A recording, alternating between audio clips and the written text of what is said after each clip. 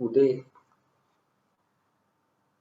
උදෑසන වැඩසටහනේ කරන්ට යෙදුනේ අර විදර්ශනාව ගැන මූලික හැඳින්වීමක් අපි කරන්ට යෙදුනා. ඉතින් තවත් කීප දෙනෙක් දැන් අලුතෙන් සම්බන්ධ වෙලා ඉන්නවා. එතකොට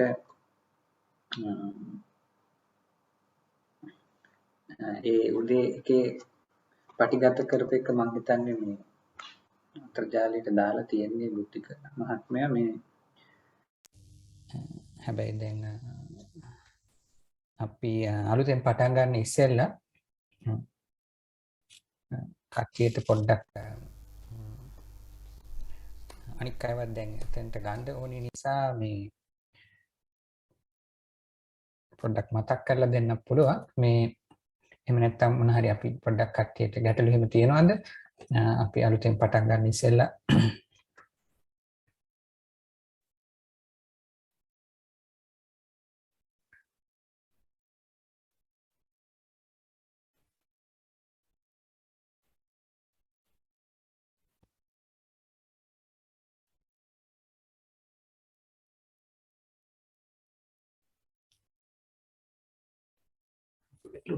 හොඳයි.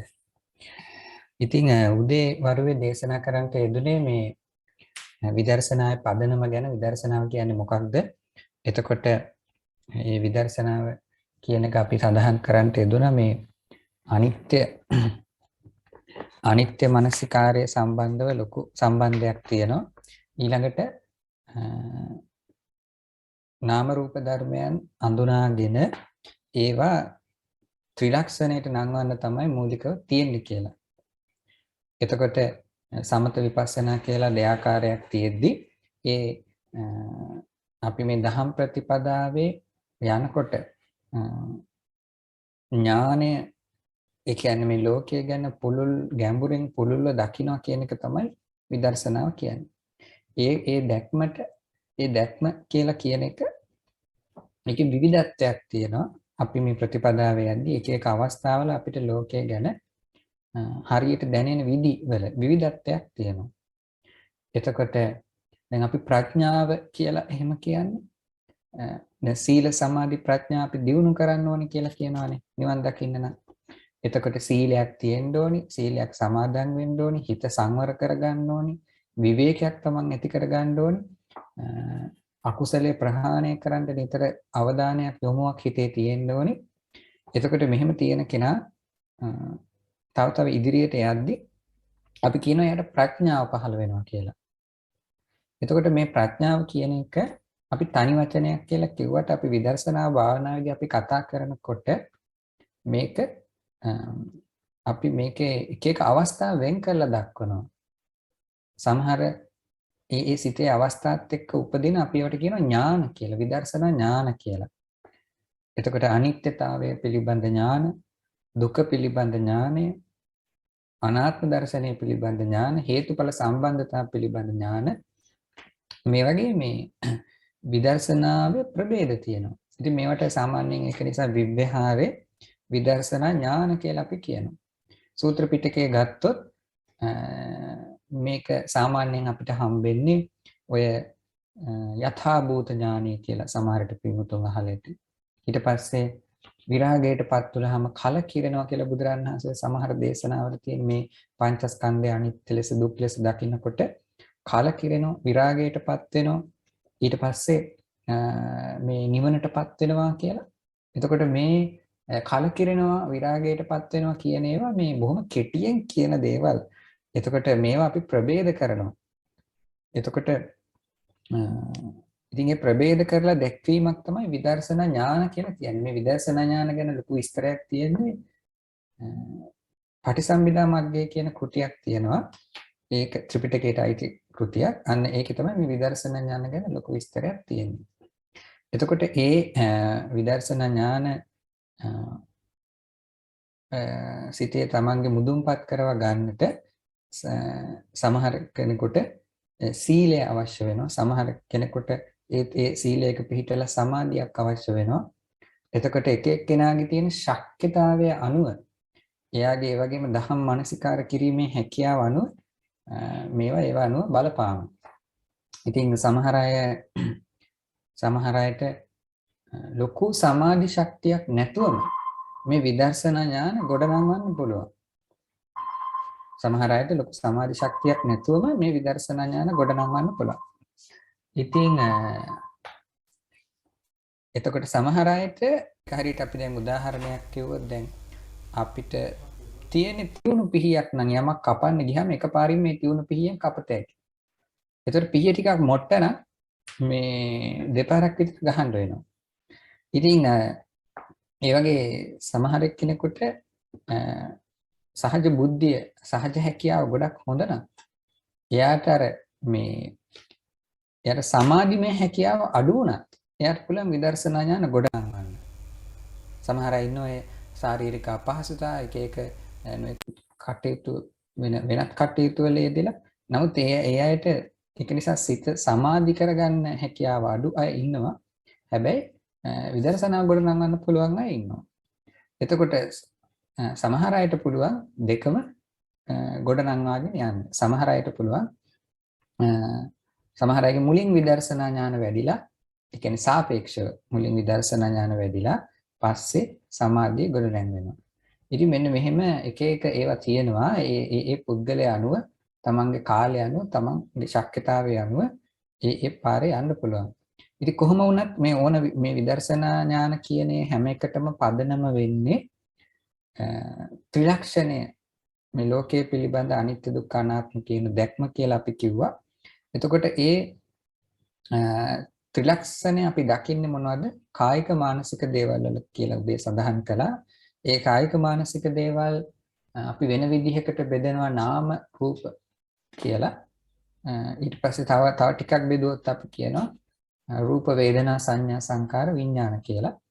ඉතින් ඒ පහ යම් මට්ටමකට දැනගෙන ඒවා තමන්ගේ ජීවිතයේ යෙදෙන හැටි අවබෝධ කරගෙන ඊට පස්සේ ඒවා අනිත්‍ය ලෙස කල්පනා කරගත යුතුයි, මෙනෙහි කර යුතුයි, අනිත්‍ය ලෙස අවබෝධ කරගත යුතුයි, දුකක් ලෙස අනාත්ම ලෙස අවබෝධ කරගත යුතුයි කියලා උදේ දේශනාවේදී සඳහන් කරන් තේදුණා.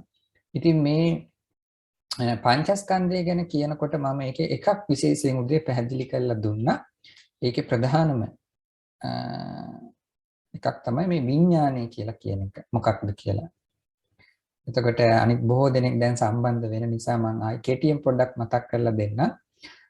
ටිකක් ඉක්මනට මේ විඥානය කියලා අපි බුදුදහමේ නිතර යෙදෙන පාඩයක් තියෙනවානේ.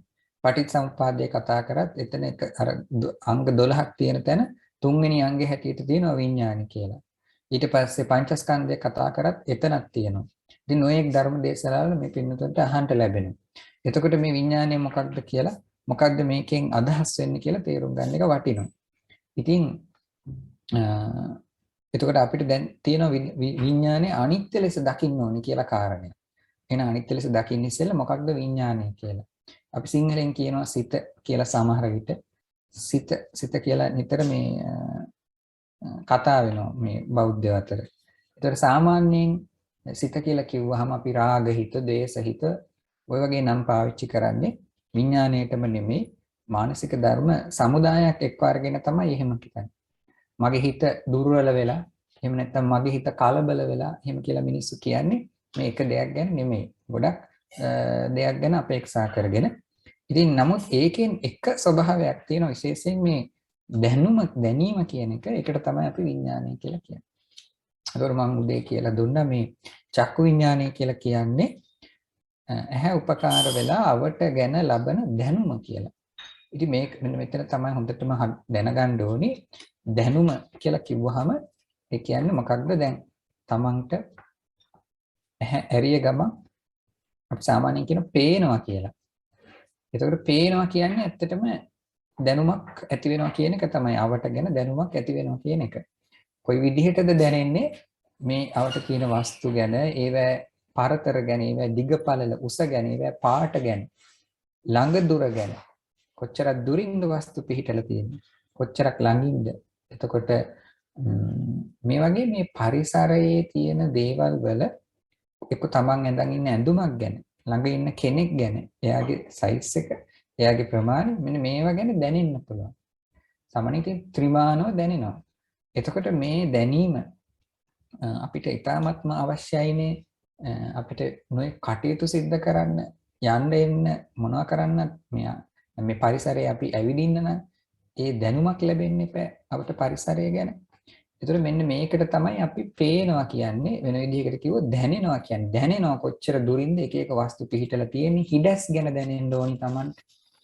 එතකොට දැන් පඩියකින් බහිනකොට ගෙදර පඩියෙන් බහිනකොට මේ පඩිය දිහා බලනකොටම Tamanට දැනෙන්න ඕනි මේ පඩියේ කොච්චර උසයිද පඩිය නගින්න යනවා නම් පඩියකින් පඩිපෙලකින් මේ පඩිපෙල කොච්චර උසයිද එතකොට මේ පඩිපෙලේ කකුල තියන්න පුළුවන් අපිට වෙන්නේ දැනීම හටගත්තොත් තමයි.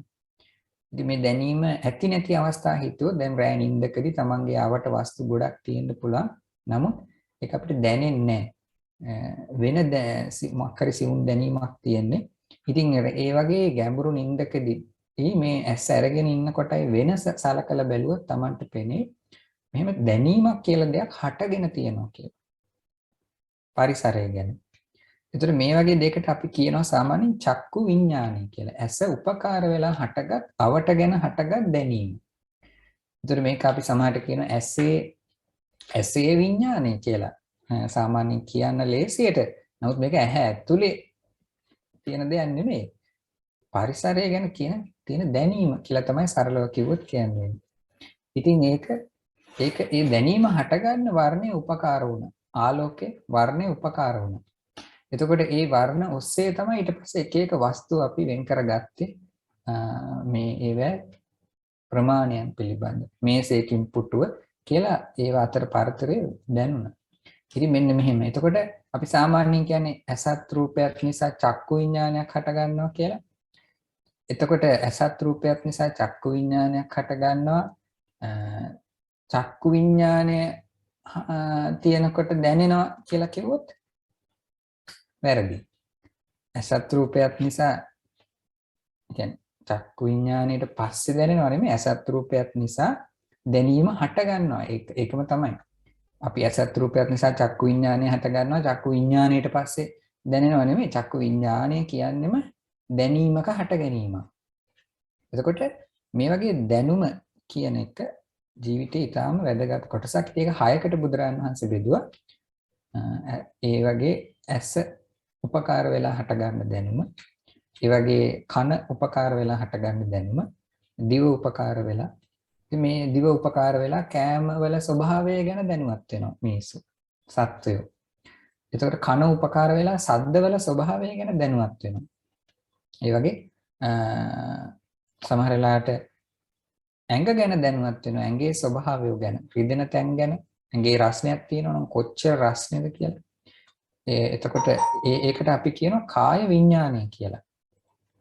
ඊට පස්සේ ඔය ඇස කන දිව වගේ ඉන්ද්‍රිය පහ නැතුව රූපමය ඒ පහ නැතුව කෙලින්ම මානසින් විතරක් අවට ගැන දැනුවත් වෙනවා. මම අර උදාහරණයක් කිව්වේ ආලෝකය දැන් රාත්‍රී කාලයක නම් තමන් මේ ඔන්න කොතනක හරි ඉඳගෙන ඉන්නකොට මේ වෙලාවේ අපිට කරන්ට් එක නැති වුණොත් ඊට පස්සේ ඝන අන්ධකාරයක් ඇති වුණොත් ඒත් තමන්ට දැන් අවට තියෙන වස්තු ගැන යම් කිසි දැනුමක් තාමත් තියෙනවා වගේ පේනවා.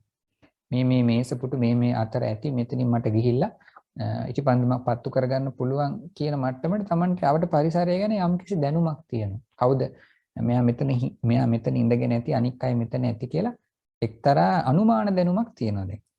අර ඇහෙන් පේන අවස්ථාව වගේ ඍජු දැනුමක් නැති වුණාට ඒත් එක්තරා දැනුමක් තියෙනවා අවට ගැන. ඒතකොට රාත්‍රී ගැඹුරු නිින්දක නම් ඒ මට්ටමටවත් නැහැ. ඒතර අන්න ඒ වගේ අවස්ථාවකට අපි කියනවා මනෝ විඥාන අවස්ථාවක් කියලා. ඒතර අර ඇස කන ආදී ඒ ඉන්ද්‍රිය පහ ඍජුව සම්බන්ධ නොවන හැම අවස්ථාවකටම අපි දැනට මනෝ විඥාන කියලා මේ දේශනාව තුළ යොදා ගන්නවා. මේක විවහාර පහසුවතක්. ඉතින් ඔහොම 6කට බෙදුවා බුදුරජාණන් වහන්සේ. ඉතින් මෙහෙම දැනෙන දේවල් කල්පනා කරොත් මේ ලෝකේ සාමාන්‍ය මිනිසුන්ට මේ වර්තමානයේ තියෙන අවට පරිසරය ගැන, නොයෙකුත් ශබ්ද ගැන, කෑමක් කනකොට ඒ කෑමේ ස්වභාවය ගැන, එතකොට කයේ යම් කිසි වේදනාවක් ඇති වෙනකොට කය ගැන දැනෙනවා. දැන් ඒ කය ගැන දැනෙනවා කියන්නේ දැන් අපිට රිදෙනකොට කායික මොකක් හරි ඔළුවේ කැක්කුමක් වෙන කැක්කුමක් ඇවිල්ලා ඒක දැනීම නෙමෙයි, ඒකට අපි කියන්නේ වේදනාව රිදිල්ල කියලා. එතකොට ඒ වේදනාව දැනෙද්දිම වේදනාව හට ගනිද්දිම යම්කිසි දැනුමක් තියෙනවා ඒ රිදෙන ස්වභාවය ගැන. ඒ කියන්නේ කොච්චර තද රිදිල්ලක්ද ඒ දැනුම තියෙන නිසා තමයි අපි සමහර අවස්ථාවක රිදෙනකොට ඉක්මනටම අතපය හකුලවා ගන්න. අපි තුමුණ හරි රස්නේ දෙයක් ගෑවිලා රිදිල්ලක් එනකොට සමහර කෙනෙක් ඉක්මනටම අතපය හකුලවා ගන්න. එතකොට මේ මොකද මේ රස්නේ දේ මොන වගේ අනතුරක් තියෙන දෙයක්ද කියලා යාට දැනුමක් ඇති වුණු නිසා ක්ෂණිකවම. එතකොට මේක කොයි ප්‍රදේශෙද මේ රිදීම තියෙන්නේ කියලා දැනුමක් තියෙනවා ඒ වෙලාවේ. කකුලේද අතේද ඔළුවේද කියලා යම්කිසි රිදීමක් ඇති වෙනකොට තියෙනව නේද? එතකොට අර රිදීම කියන්නේ වේදනාවට ඒ වෙලාවේ ඇති වෙන දැනුවත් බව ඒකේ වපසරිය පිළිබඳ කොහෙද රිදෙන්නේ මොකක් නිසාද රිදෙන්නේ? එතකොට අන්න ඒ වගේ දෙකට අපිට කියන්න පුළුවන් කාය විඥානය කියලා. කය ගැන ලබන දැනුම. එතකොට ඒ වගේ තව තියෙනවා ඔය ඇවිල්ලා සාමාන්‍ය වර්තමාන පරිසරයේ Taman අත්විඳින දේ පිළිබඳ ලබන දැනුම ඊළඟට මේ මනෝවිඤ්ඤාණ ගත්තාම ලොකු පරාසයක් තියෙනවා ඒකේ අතීතය ගැන Taman වරින් වර දැනුවත් වෙනවා අනාගතයේ සිද්ධ වෙන යන දේවල් ගැන අතීතයේ Tamanට වෙච්ච දේවල් ගැන මානසික Tamanගේ හැඟීම් ගැන අනිත් අයගේ මානසික හැඟීම් ගැන අනිත් අය හිතන දේවල් ගැන Tamanට අනුමාන වශයෙන් දැනෙනවා මෙයා මෙහෙම තමයි දැන් හිතන්නේ කියලා. එතකොට තමන් ඉස්සර හිතපු දේවල් ගැන දැනෙනවා. තමන් ඉස්සර විඳපු දේවල් දැනෙනවා. තමන්ගේ ඉස්සර රූපය දැනෙනවා. අනාගතයේ මෙන්න මේ දේවල් ලෝකෙ සිද්ධ වෙයි කියලා අනුමාන වශයෙන් දැනෙන්න පුළුවන්. එතකොට තව පොඩ්ඩකින් වහීද කියලා දැනෙන්න පුළුවන්. මේ වගේ අතීත අනාගත වශයෙන් නොඑක් දේවල් ගැන වරින් වර දැනුවත් වෙනවා මිනිස්සු සත්වයෝ. එතකොට මේ හැම එකක්ම අපි සාමාන්‍යයෙන් කියමු මනෝ විඥානය කියලා. එතකොට දැන් අපි මේ විඥානය ගැන කියන්නේ මොකටද? දැන් අපිට තියෙනවා මේ විඥානය මේ පංචස්කන්ධයෙන් එක දෙයක්නේ. ඒක අනිත්‍ය ලෙස මෙනෙහි කරගන්න. ඒකයි කියන්නේ. එතකොට ඒක අනිත්‍ය ලෙස Tamante යම් ආකාරයකට වැටහීම එන්න දියුණු කරගන්න ඕනේ.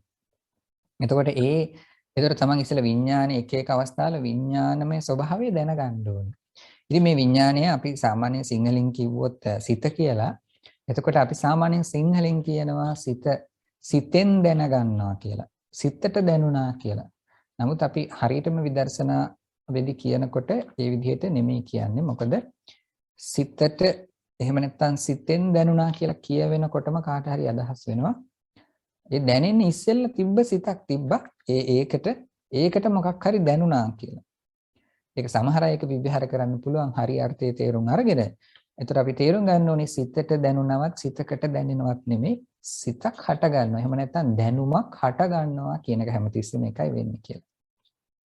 එතකොට හට ගන්න ඉස්සෙල් එක තිබෙන්නේ නැහැ. හටගත්තට හටගෙන නැති වුණාට පස්සේ ඒක නැහැ. ඉතින් මෙහෙම මේ එතකොට ඒ දැනුම හටගනිද්දී එතකොට අපි කල්පනා කරොත් දැන් මේක භාවනා වැඩසටහනක් වශයෙන් උත් අපි යන හින්දා මේ මොහොතේ මේ අය දැන් Tamanගේ ඇස් වහගෙන ටිකක් කල්පනා කරොත් Tamanට දැනෙන දේවල් මොනවද කියලා. එතකොට බලන්න මේ මොනවද දැනෙන්නේ කියලා. සමහර විට දැන් මේ සද්දේ ඇහෙන අවස්ථාවක් තියෙන්න පුළුවන්. නිකන් සද්දේ ඇහෙනවා කියලා කිව්වට Tamanට ඒ සද්දේ තුල දැනෙන දෙයක් තියෙනවා මේ. එතකොට මේ මොන වගේ කටහඬක්ද කියලා දැනෙන ගතියක් තියෙනවා. ඊළඟට කයේ වේදනාවක් කොහේ හරි උණුසුමක් දැනෙන්න පුළුවන්. ඊළඟට ඒ වේදනාව තියෙන තැන ගැන දැනුවත් වෙන්න පුළුවන්. එතකොට කැක්කුමක් තියෙනවා නම් ඒක ගැන දැනුවත් වෙන්න පුළුවන්. ඉතින් අපිට පරිසරයේ ඇස ඇරියොත් Tamanට පරිසරයේ තියෙන වස්තු ගැන කවුද ළඟින් ඉන්නේ මොනවද කියලා දැනෙන්න පුළුවන්. ඊට පස්සේ මොන හරි මේ දහම් කාරණයක් ගැන දැනෙන්න පුළුවන්. මේ වචනෙන් කියන්නේ මෙහෙම දෙයක් වෙන්නේ නැති. දැන් චක්කු විඥානය කියලා කියන්නේ මෙහෙම දෙයක් වෙන්නේ නැති කියලා ඒක ගැන දැනෙන්න පුළුවන්. එතකොට මනෝ විඥානය කියන්නේ මේ වගේ දෙයක් කියලා දැන් මේ වෙලාවේ ඔයගලන්ට දැනෙන්න පුළුවන්. ඒතර ඔහොම එක දැනීම් අතරින් පතර මාරු වෙවි මේ වෙලාවේ තියෙන්නේ. ඒතර අපි කිව්වොත් එහෙනම් මේ දැනීම් කියන එක දැන් මේ ඔය දැනීම් ස්වභාවය අපි කීපයක් සඳහන් කරානේ. අපිට පුළුවන් ද කිසි දෙයක් දැනගන්න නැතුව ඉන්න කියලා. ටික වෙලාවක් තප්පර කීපයක්. කියන්නේ තමන්ගේ ශරීරය ගැන දැනගන්නෙත් නැතුව තමන්ගේ හිතේ ස්වභාවයක් ගැන දැනගන්නෙත් නැතුව එතකොට මේ ධර්ම කාරණයක්වත් දැනගන්නේ නැතුව එතකොට අපට පරිසරයේ දෙයක්වත් දැනෙන්නේ නැතුව වෙන බාහිර පරිසරයේ කෙනෙක්ගේ මොකක් හරි යමක් ගැන දැනෙන්නේ නැතුව තප්පර කීපයක් හරි අපිට ඉන්න පුළුවන්ද කියලා බැලුවොත් ඉස්සෙල්ලා තමයි දැනෙන ටික හොඳට තේරුම් ගන්න ඒ කිසිම දැනීමක් නැතුව Tamanට ඉන්න පුළුවන්ද කියලා.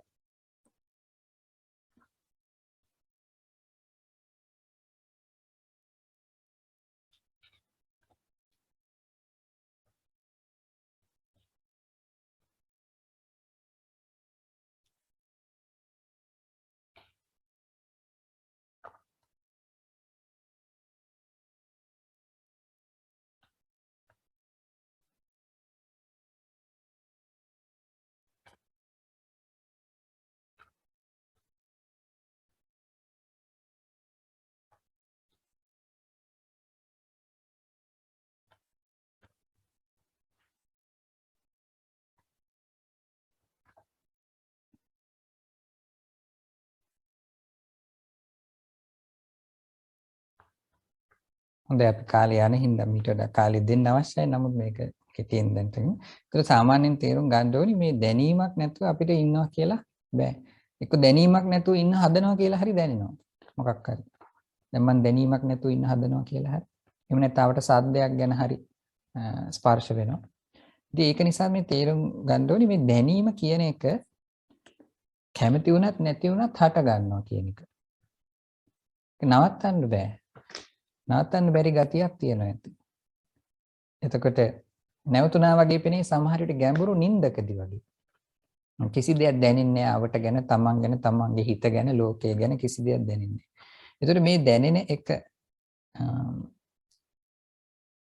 ඒත් අපිට ඒ නිින්ද යන වෙලාව අපිට පාලනය කරන්න බෑනේ. ඒ වගේ මේ දැනීම කියන එක මේ ඒක නිසා අපි කියනවා අනාත්මයි කියලා. හට ගන්නවා. එතකොට කැමති දේ දැනෙන්න පුළුවන්, කිසි වැඩක් නැති දේවල් දැනෙන්න පුළුවන්. එතකොට වැඩක් තියෙන අර්ථයක් තියෙන. දැන් අපි වාහනයක ගමන් කරනවා නම් ඒ එළවෙන රියදුරු මහත්මයාට ඉස්සරහා වාහනේ තමන්ගේ වාහනේ අතර දුර නිතර දැනෙන්න ඕනි. පිටිපස්සෙන් එන වාහනේ පැත්තෙන් එන වාහනයි තමන්ගේ වාහනේ අතර දුරවල් කොච්චර දුරින් ළඟින්ද කියලා දැනෙන්න ඕනි. නිතර වරින් වර දැනෙන්න ඕනි. ඉදිරි පාරේ ස්වභාවය දැනෙන්න ඕනි. පාරේ හැරවුමක් තියෙනවා නම් ඒ ඉදිරි පරිසරය ගැන දැනෙන්න ඕනි. එතකොට ඒ පරිසරය කියන්නේ දැනීම නෙමෙයි. නමුත් ඒ පරිසරය පිළිබඳ දැනෙන්න ඕනි. එතකොට මේක නැත්තම් මොකද වෙන්නේ? වාහනේ ලෝ ගන්න බෑ. අපිට කකුලක් ඉස්සරහට තියන්න බෑ. එතකොට ඇවිද ගන්න බැරි වෙනවා. ඒතර තේරෙනවා ඇති මේ දැනීම හට ගන්නවා කියන එක ඒ වෙලාවේ හරි වැදගත් ජීවත් වෙන්න. එතකොට නමුත් මේ බුදුරන් වහන්සේ පෙන්නවා මේක හට ගන්නවා තමන්ගේ කියලා ඒකාන්ත පාලනයක් නැහැ. ඊළඟට මේක හැබැයි බුදුරන් වහන්සේ පෙන්නවා දුක් කියලා. දැන් අපිට සාමාන්‍යයෙන් හිතෙන්නේ මොන හරි ආවට ගැන ඒවා දැනුවත් වෙන එක හොඳ දෙයක්. ඒක වටිනවා. ඒක දන්නවනම් වැඩක් කරගන්න පුළුවන්. ඒතර ඒක නිසා ඒකේ අර්ථයක් තියෙනවා කියලා තමයි සාමාන්‍යයෙන් හිතෙන්නේ. ඒතර ගැඹුරෙන් අන්තිමට විදර්ශනාවේ කවදාද එතකොට අපේ ඉලක්කයක් තමයි මේකේ යම්කිසි තියෙනවා සාරයක් නැති ගතියක් තියෙනවා කියලා අවබෝධ කරගන්න එක. එතකොට ඒක ඉලක්කයක්. එතකොට ඒක ඇයි එහෙම වෙන්නේ? එහෙම සාරයක් නැද්ද? මේක වැඩක් නැද්ද? එතකොට ඒක අපි තව පස්සේ ඉදිරියට කියලා දෙන්නම්. ඊළඟට මේ දැන් අපි හිතුවොත් මම අර උදේ සඳහන් කරන්නේ දැන් අන්ධ පුද්ගලයෙකුට අවට ගැන දැනෙන්නේ නැහැ. චක්කු විඤ්ඤාණය හටගන්නේ නැහැ කියන්නේ. ඒතකොට එයාගේ ජීවිතේ වඩාත් සැපද අනිත් කෙනෙකුට වඩා. එයාට එක ආකාරයක විඤ්ඤාණයක් හටගන්නේ නැහැ. විඤ්ඤාණය දැනුම හටගන්න එක දුකක් නම් ටිකක් අඩු වෙන්න හොඳ වෙන්න එපා කියලා හිතෙන්න පුළුවන් කාට හරි. ඉතින් මේ වගේ මේ කොහොමද මේ දැනීම හට ගැනීම දුකක් වෙන්නේ? එතකොට මේවා අපිට පුළුවන් මේ විදර්ශනාවේදී අපි දැන් විදර්ශනා ඥාන කියලා ගත්තාම ඒතර මූලිකම එන ටිකක් තියෙනවා. සාමාන්‍යයෙන් මූලිකම එන විදර්ශනා සම්බන්ධයෙන් එන ඥාන තමයි මේ අනිත්‍ය ස්වභාවය ගැන තියෙන ඥානය. ලෝකයේ දේවල් ගැන. ඊට පස්සේ තව එකක් තමයි දුක ගැන තියෙන Tamanට එන ඥානයක් තියෙනවා නම්. ඊට පස්සේ අනාත්ම ස්වභාවය ගැන ඥානයක් ඇති වෙනවා නම්. ඒවා විදර්ශනා ඥාන. ඊට පස්සේ හේතුඵල ධර්මතා ගැන මේ ලෝකේ ධර්ම එකිනෙකට සම්බන්ධව කොහොමද හටගන්නේ කියලා අවබෝධයක් එනවා නම් ඒවත් විදර්ශනා ඥාන. සිතේ හට ගැනීම නැතිවීම සිත සම්බන්ධ දේවල් හට ගැනීම නැතිවීම ගැන එනවා නම් ඒවත් විදර්ශනා ඥාන. ඉතින් මේවා ක්‍රමයෙන් සමහර අයට මුහු පුරා යනවා. එතකොට ඒකේ දැනට වැටහෙන ප්‍රමාණයට වඩා අනිත්‍ය ක්‍රමයෙන් ඔබට තව තව මෙනෙහි කර යම් විදිහකට මෙනෙහි කරද්දී වැඩියෙන් වැටහෙනවා නම් ත්‍රිලක්ෂණේ වැඩියෙන් වැටහෙනවා නම් අපි කියනවා එයා හරි පැත්තට යන්නේ. ඒ කියන්නේ විදර්ශනා ඥාන තව තව දියුණු වෙනවා. ඊට පස්සේ ඒ සිත් ප්‍රබල වෙනවා නම් ඒ සිතේ බලය ප්‍රබල සිත් වෙනවා නම් එහෙනම් ඒත් විදර්ශනාව දියුණු වෙනවා කියලා කියනවා.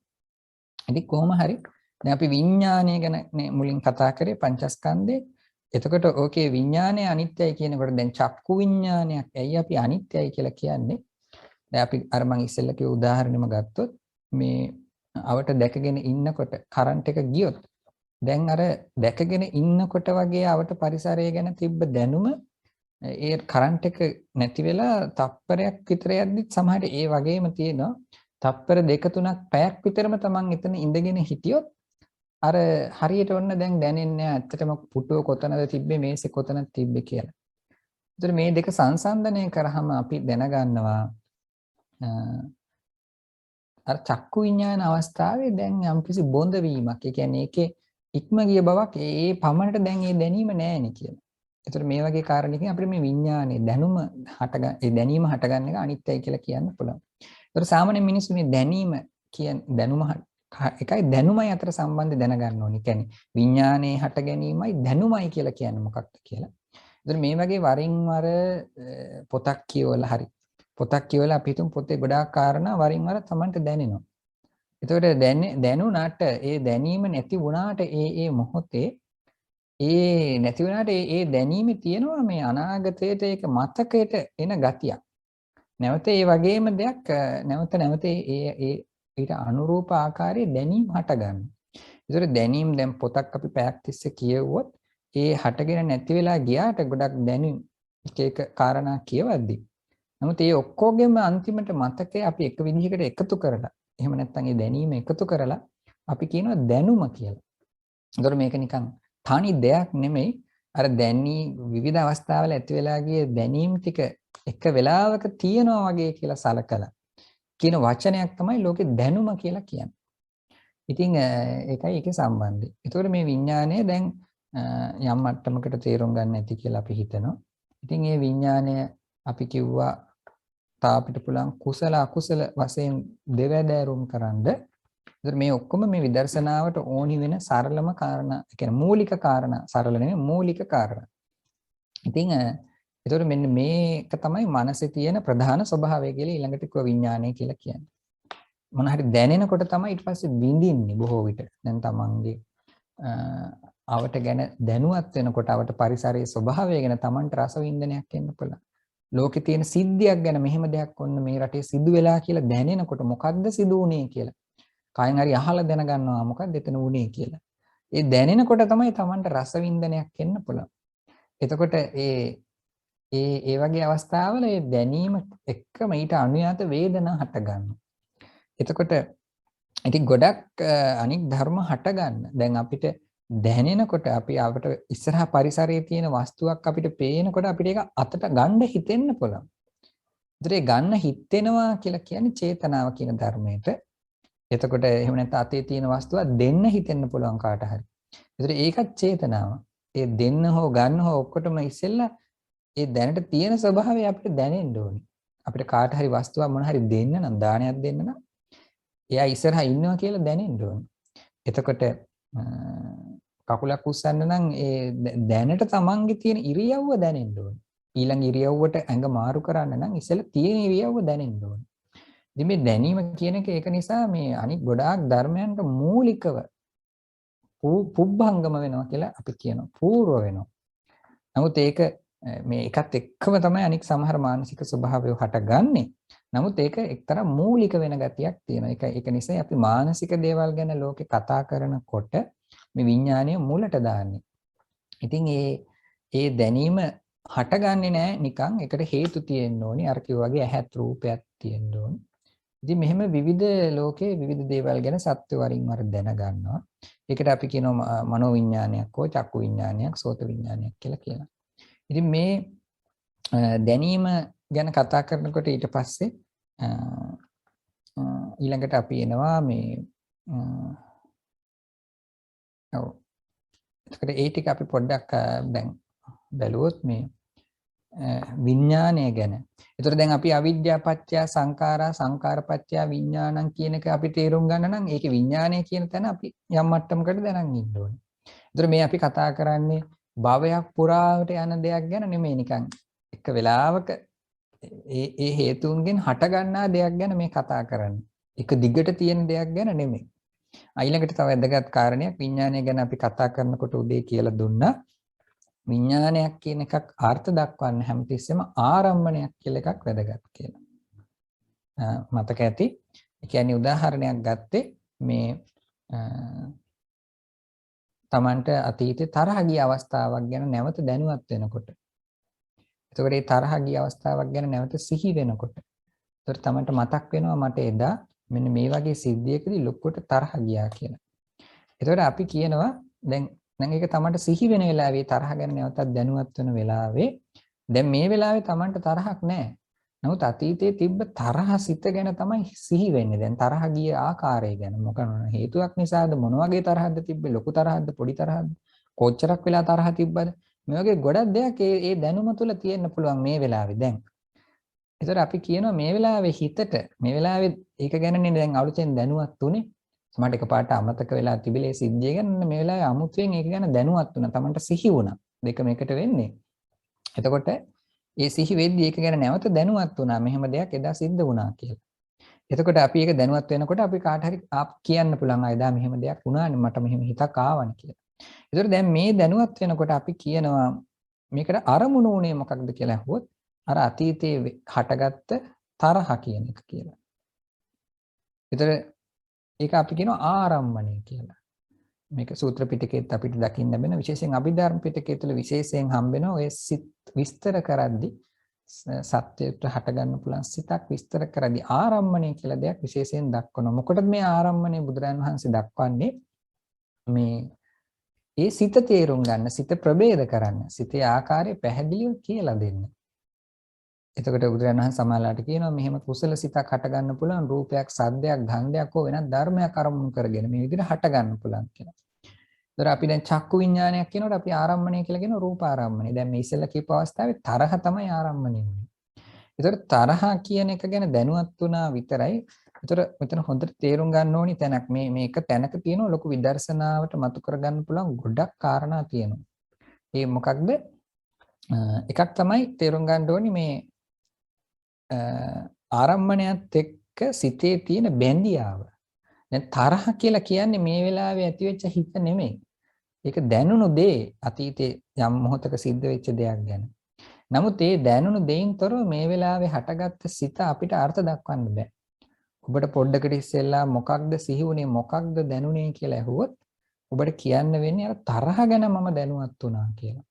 ඒතර මේ විඥානයක් හැමතිස්සෙම අර්ථ දක්වන්න ගියා මේකට අපිට ඒකට ඉලක්ක වෙච්ච දේ මොකක්ද කියලා කියන්න වෙනවා සාමාන්‍යයෙන්.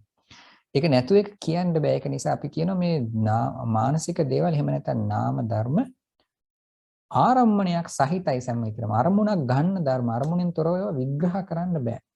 ඒතර මානසික දේවල් වල රූප වලයි තියෙන ප්‍රධාන වෙනස තමයි මේක. රූප කියන එකක් විග්‍රහ කරගන්න ආරම්මණයක් කියලා දෙයක් අවශ්‍ය නැහැ. ඉතින් ඒක නිසා අභිධර්මයේ පළවෙනි පොතේ තියෙනවා මේ නාම ධර්ම සම්ම විතරම ආරම්මණයක් ගන්නා ධර්ම, රූප ධර්ම ආරම්මණයක් නොගන්නා ධර්ම කියලා. රූප ධම්ම නාම රූප වල තියෙන වෙනස මේකයි ප්‍රධානම වෙනස. දැන් මානසික කායික දේවල් ගත්තොත් දෙකම අනිත්‍යයි, දෙකම දුකටයි, දෙකම අනාත්මයි.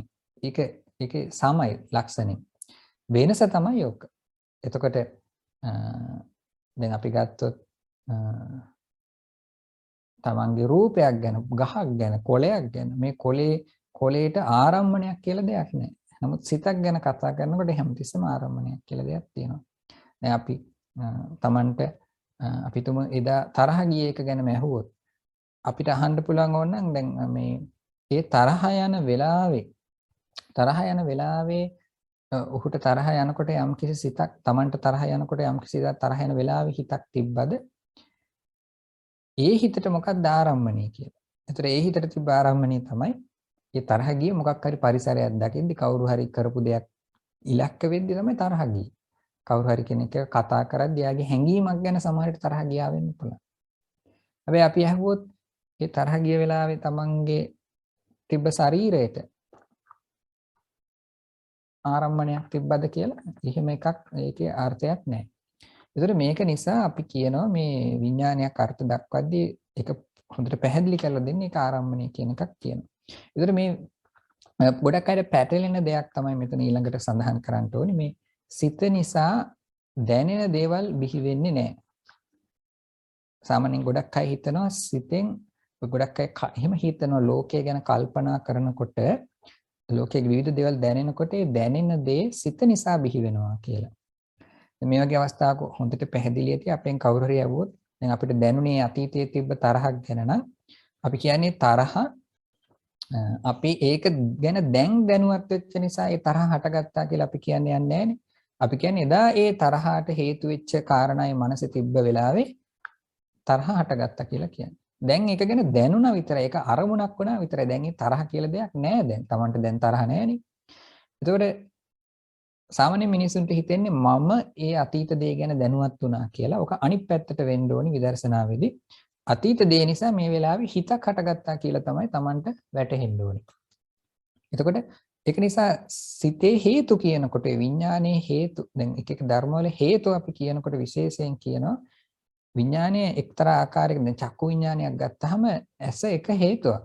හැබැයි අර රූපය කියන එක ඒකට ඉලක්ක වුණු. ඒක ආරම්භණීය වශයෙන් ප්‍රධාන හේතුවක්. එතකොට මේක විශේෂයෙන් ඊළඟට මම මේ විශේෂයෙන් මේක බොහෝ විස්තර කරන්නට යෙදුනේ ඊළඟ එන සමහර විදර්ශනා ඥාන වලට ඔක සම්බන්ධ වෙනවා. මේ හිත කියන එක විඥානය කියන එක අපි විග්‍රහ කරගනිද්දී මේ ඒකේ තියෙන අර වෙනත් ධර්ම වලට තියෙන බැඳියාව වෙනත් ධර්ම වලට බැඳියාව නිසා මේකේ අර මම මගේ කියලා ගන්න බැරි ගතියක් තියෙනවා. යමක් තමන් ස්වායත්තව තනිව නැගී සිටිනවා නම් ඒකට එක්තරා ආත්මීය ස්වභාවයක් තියෙනවා. නමුත් විඥානය කියන දේ ස්වායත්තව නැගිටින්න බෑ වෙන වෙන ඒ වගේ හේතු මත. ආරම්භණය එක ප්‍රධාන හේතුවක්. එතකොට සමහර අවස්ථා තියෙනවා මේ පින්නතුන්ට ඇති දැන් හීනයක් වගේ දකින්නකොට හීනෙදි දැනෙන දේවල් ඇත්තට ලෝකේ නැහැ. මොන හරි සත්තු පේනවා නම් එක එක පරිසරයක් පේනවා නම් දැන් ලෝකේ කොහෙවත් නැහැ. එතකොට ඒ වගේ අවස්ථාවක ඒක සාමාන්‍යයෙන් ඒ දැනෙන දේ තමන්ගේ සිත එක්කම තමයි තියෙන්නේ. පිට බාහිර කොහෙවත් නැහැ. කොහෙවත් හටගෙන ඉස්සර හටගෙන තිබුණෙත් නැහැ, දැනුත් නැහැ. මේ අනාගතයේ තියෙන දේකුත් නෙමෙයි. නමුත් මේ සමහර සිතේ අවස්ථා තියෙනවා දැනෙන දේ ඇත්තටම සත්‍ය දේවල් දැනෙනවා. ඒතකොට දැනෙන දේ අපිට හරියට දැනෙන්නත් පුළුවන්, කුසල හොඳ විදියට දැනෙන්නත් පුළුවන්, අකුසල විදියට දැනෙන්නත් පුළුවන්. ඒතකොට හරියට දැනෙනකොට දැන් අපිට ගිය තරහ ගැන නැවත අපිට දැනෙනකොට අපිට ඒකේ තරහේ ආකාරය තරහ කොහොමද හටගත්තේ මොන හේතුන් නිසාද මේක හටගත්තේ මේ මොන හේතුන් නැති වුණොත් මේ තරහ හටගන්න එකක් නැද්ද කියලා තරහ ගැන හොඳට ඒකේ වපසරිය හොඳට ඒකේ ගැඹුරෙන් ඇතුළාන්තයෙන් දැනෙනවා නම් අපි කියනවා තරහ ගැන නුවණින් ප්‍රකාරයෙන් දැනගත්තා කියලා. ඒතර මේ වෙලාවේ තරහ නැහැ. හැබැයි ඒ අතීත තරහක් ගැන නුවණින් මනාව දැනගත්තා කියලා කියනවා. ඒතර ඒකට අපි සාමාන්‍ය සතිපට්ඨානය යොදන්නේ සද්දෝ සංවා චිත්තං සද්දෝ සංචිත්තන්ති පජානාති. තරහසිතයි නුවණින් දැනගනි. ඒතර මේ තරහසිත ගැන දැනගන්න වෙලාවේ හිතේ තරහක් නැහැ. දැන් ඒක ගැන මනාව උපසරියෙන් දැනගත්තා කියන්නේ ඥානයක් තියෙනවා. ඒතර ඒ හිතට අපි කියන්නේ කුසල හිතක් කියලා. දැනගත්තේ අකුසලයක් ගැන. එතකොට මේ අකුසලයක් ගැන දැනගත්තා කියන්නේ අකුසල හිතක් නෙමෙයි. ඒක ගැන දැනගන්න විදිහ තමයි කුසල හෝ අකුසල වෙන්නේ. එහෙම නැත්නම් තරහ ගැන හිතෙන්න පුළුවන් මගේ තරහ කියලා. මේක මට අයිති දෙයක්. එහෙම නැත්නම් තරහ ගැන හිතෙන්න පුළුවන් ඒ වෙලාවේ තරහ ගත්ත එක නම් හොඳයි කියලා. තරහ ටිකක් නැතුව බෑ කියලා. ඒතර අන්න ඒ වගේ තරහ ගැන වැරදියට හිතනොත් අපි කියනවා තරහ අරමුණ කරගෙන අකුසල සිතක් හටගත්තේ කියලා. අරමුණත් අකුසල දැන් ඇති උනේ අකුසල. එතකොට මේ වගේ දෙකකින් අපිට තේරුම් ගන්න පුළුවන් මේ ආරම්මණය සහ සිතේ වෙනස. තරහ කියන්නේ දැන් ඔබගේ සිත නෙමෙයි. හැබැයි මේ සිත කියන්නේ අනෙකක්. හැබැයි සිත කියන එකේ අර ආරම්මණයෙන් තරහෙන් තොරව අර්ථ දක්වන්න බෑ. මොනවද දැන් ඇති වුණු සිත කියලා කිව්වොත් කියන්න වෙන්නේ ඒ තරහා ගැනම එක එක විදිහට දැනුවත් වුණා කියන එකම තමයි. තරහේ ප්‍රමාණය, තරහ කොච්චර වෙලාවක් තිබ්බද? එතකොට මොන හේතුවක් නිසාද ඒ තරහ හටගත්තේ? එතකොට කවුරු හරි මොකක් කියපු නිසාද ඒ තරහ හටගත්තේ? මේ තරහ ගැනම තමයි ඒක හිත කැරකෙන්නේ. තරහෙන් බෙදලා තරහ සම්පූර්ණයෙන් අයින් කළා අපිට මේලා නිකන් මොකක් හරි නිකන් ඔළුව ඇතුලේ තිබ්බ විඥානයක් ගැන අපිට කියන්න බෑ. ඒ නිසා ඒ ආරම්මණයත් එක්ක සම්පූර්ණයෙන්ම බැඳිලා තියෙනවා. මේක විශේෂයෙන් සම්බන්ධ වෙනවා පස්සේ දැනට නිකන් මතක තියාගන්න. භංගානුපස්සන ඥානය කියලා එකක් තියෙනවා මේ විදර්ශනා ඥානවල.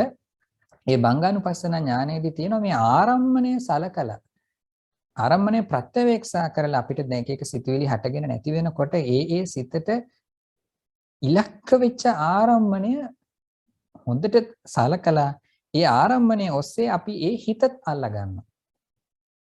එතකොට ඒකට කියනවා භංගානුපස්සන. ඒ කියන්නේ අපිට සමානලට ඉස්සෙල්ලා හිත හරියට පේන්නේ නැහැ. නැති අවස්ථා තියෙනවා. හිතුනේ මොකක්ද කියලා, දැනුනේ මොකක්ද කියලා දැන් ඉස්සෙල්ලා දැනීම ගැන හරියට අහුවෙන්නේ නැති අවස්ථා තියෙනවා. නමුත් ඒ වෙලාවට ඒ දැනුණු දේ ගැන ටිකක් සලකලා බලලා ඒකෙන් ආපස්සට ඇවිල්ලා හිතා ගන්නවා එහෙනම් මේ වගේ හිතක් තමයි ටිකකට කලින් තිබ්බේ කියලා. ඒ දැනුණු දේ ඔස්සේ ඒ වෙලාවේ හටගත්තා වූ දැනීම අල්ල ගන්නවා. ඒක විශේෂයෙන් සම්බන්ධයි භංගානුපස්සන ඥාන කියලා. ඒක පටිසම්භිදා මග්ග ප්‍රකරණේ තියෙන්නේ විදර්ශනා ඥානවල එකක්. එතකොට ඒකෙන් කියවෙන්නේ ආරම්මනම් පටිසංකා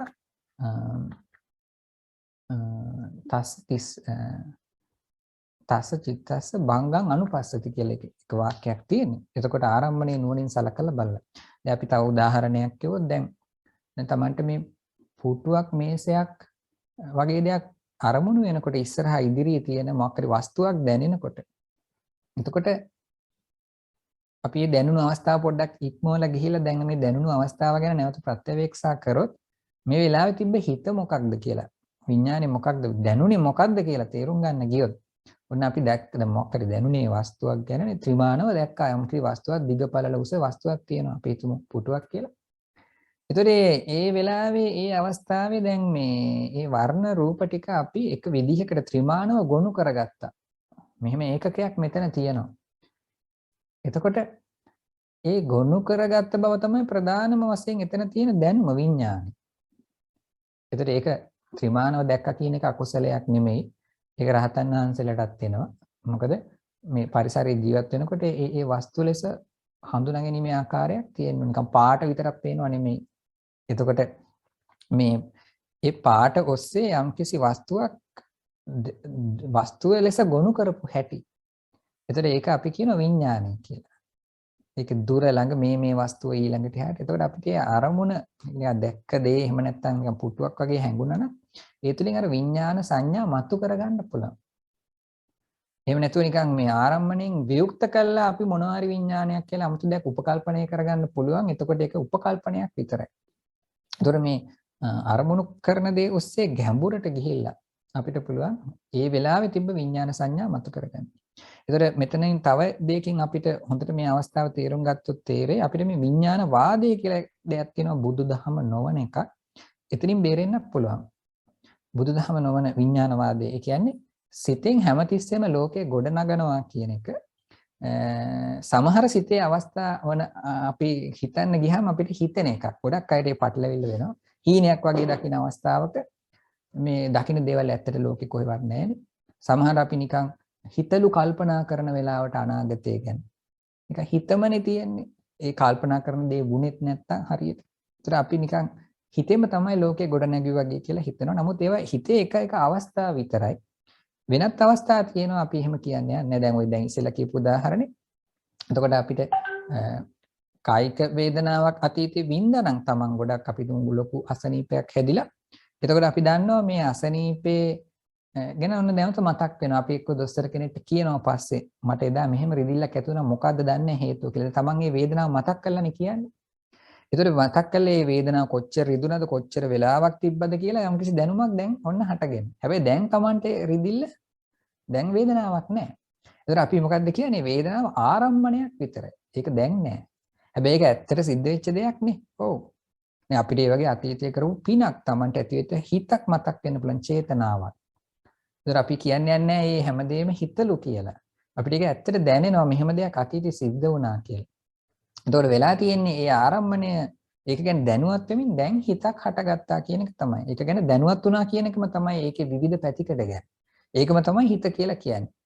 ඒ ආරම්මණයෙන් පරිබාහිරව පොඩ්ඩක්වත් පරිබාහිරව අපිට වෙන හිත කියලා දෙයක් අර්ථ දක්වන්න බෑ. එතකොට ඒක හරි වැදගත් වෙනවා මේ විදර්ශනාවේ සමහර තැනකදී ඔබට යොදා ගන්න පුළුවන් කාරණා මේ කියලා දෙන්නේ. එතකොට මේ ඒක නිසා මේ දැන් මේක තව අපි දැන් පොඩ්ඩක් ගැඹුරට ගියොත් විදර්ශනාවේ තව හරිම වැදගත් දෙයක් තමයි එතකොට දැන් මේ හිත ඇති වෙද්දිනේ තමන්ගේ ජීවිතය ගත වෙන්නේ. ඉතින් හිත එතකොට හිත කියන එක ආරම්මණයේ පැටලිලා තියෙනවා නම් නිකන් ආරම්මණයේ ආකාරය ගන්නවා ඒ විඥානය. ඒතර මොකක්ද මේ විඥානයේ තමන්ට තියෙන ස්වභාවය කියලා ප්‍රශ්නයක්. තමන්ට ආවේනික ගතිය මොකක්ද කියලා. දැන් අපි මේ විදර්ශනා භාවනාවේ ප්‍රධානම එක දෙයක් තමයි මේ මමත්වයේ දුරු කරන එක. ලෝකයේ ගැන තියෙන. ඒතර ලෝකයේ ගැන තියෙන මමත්වයේ දුරු කරගන්න නම් මේ මොකක්ද වෙන්නේ? දැන් අපිට මමත්වයේ පිහිටන විදිය අපි ඉස්සෙල්ලා හොයාගන්න ඕනේ. කොහොමද? සාමාන්‍යයෙන් අපි කියන මේ රූප වේදනා සංඥා සංකාර ගැන මමත්වය හට ගන්නවා කියලා.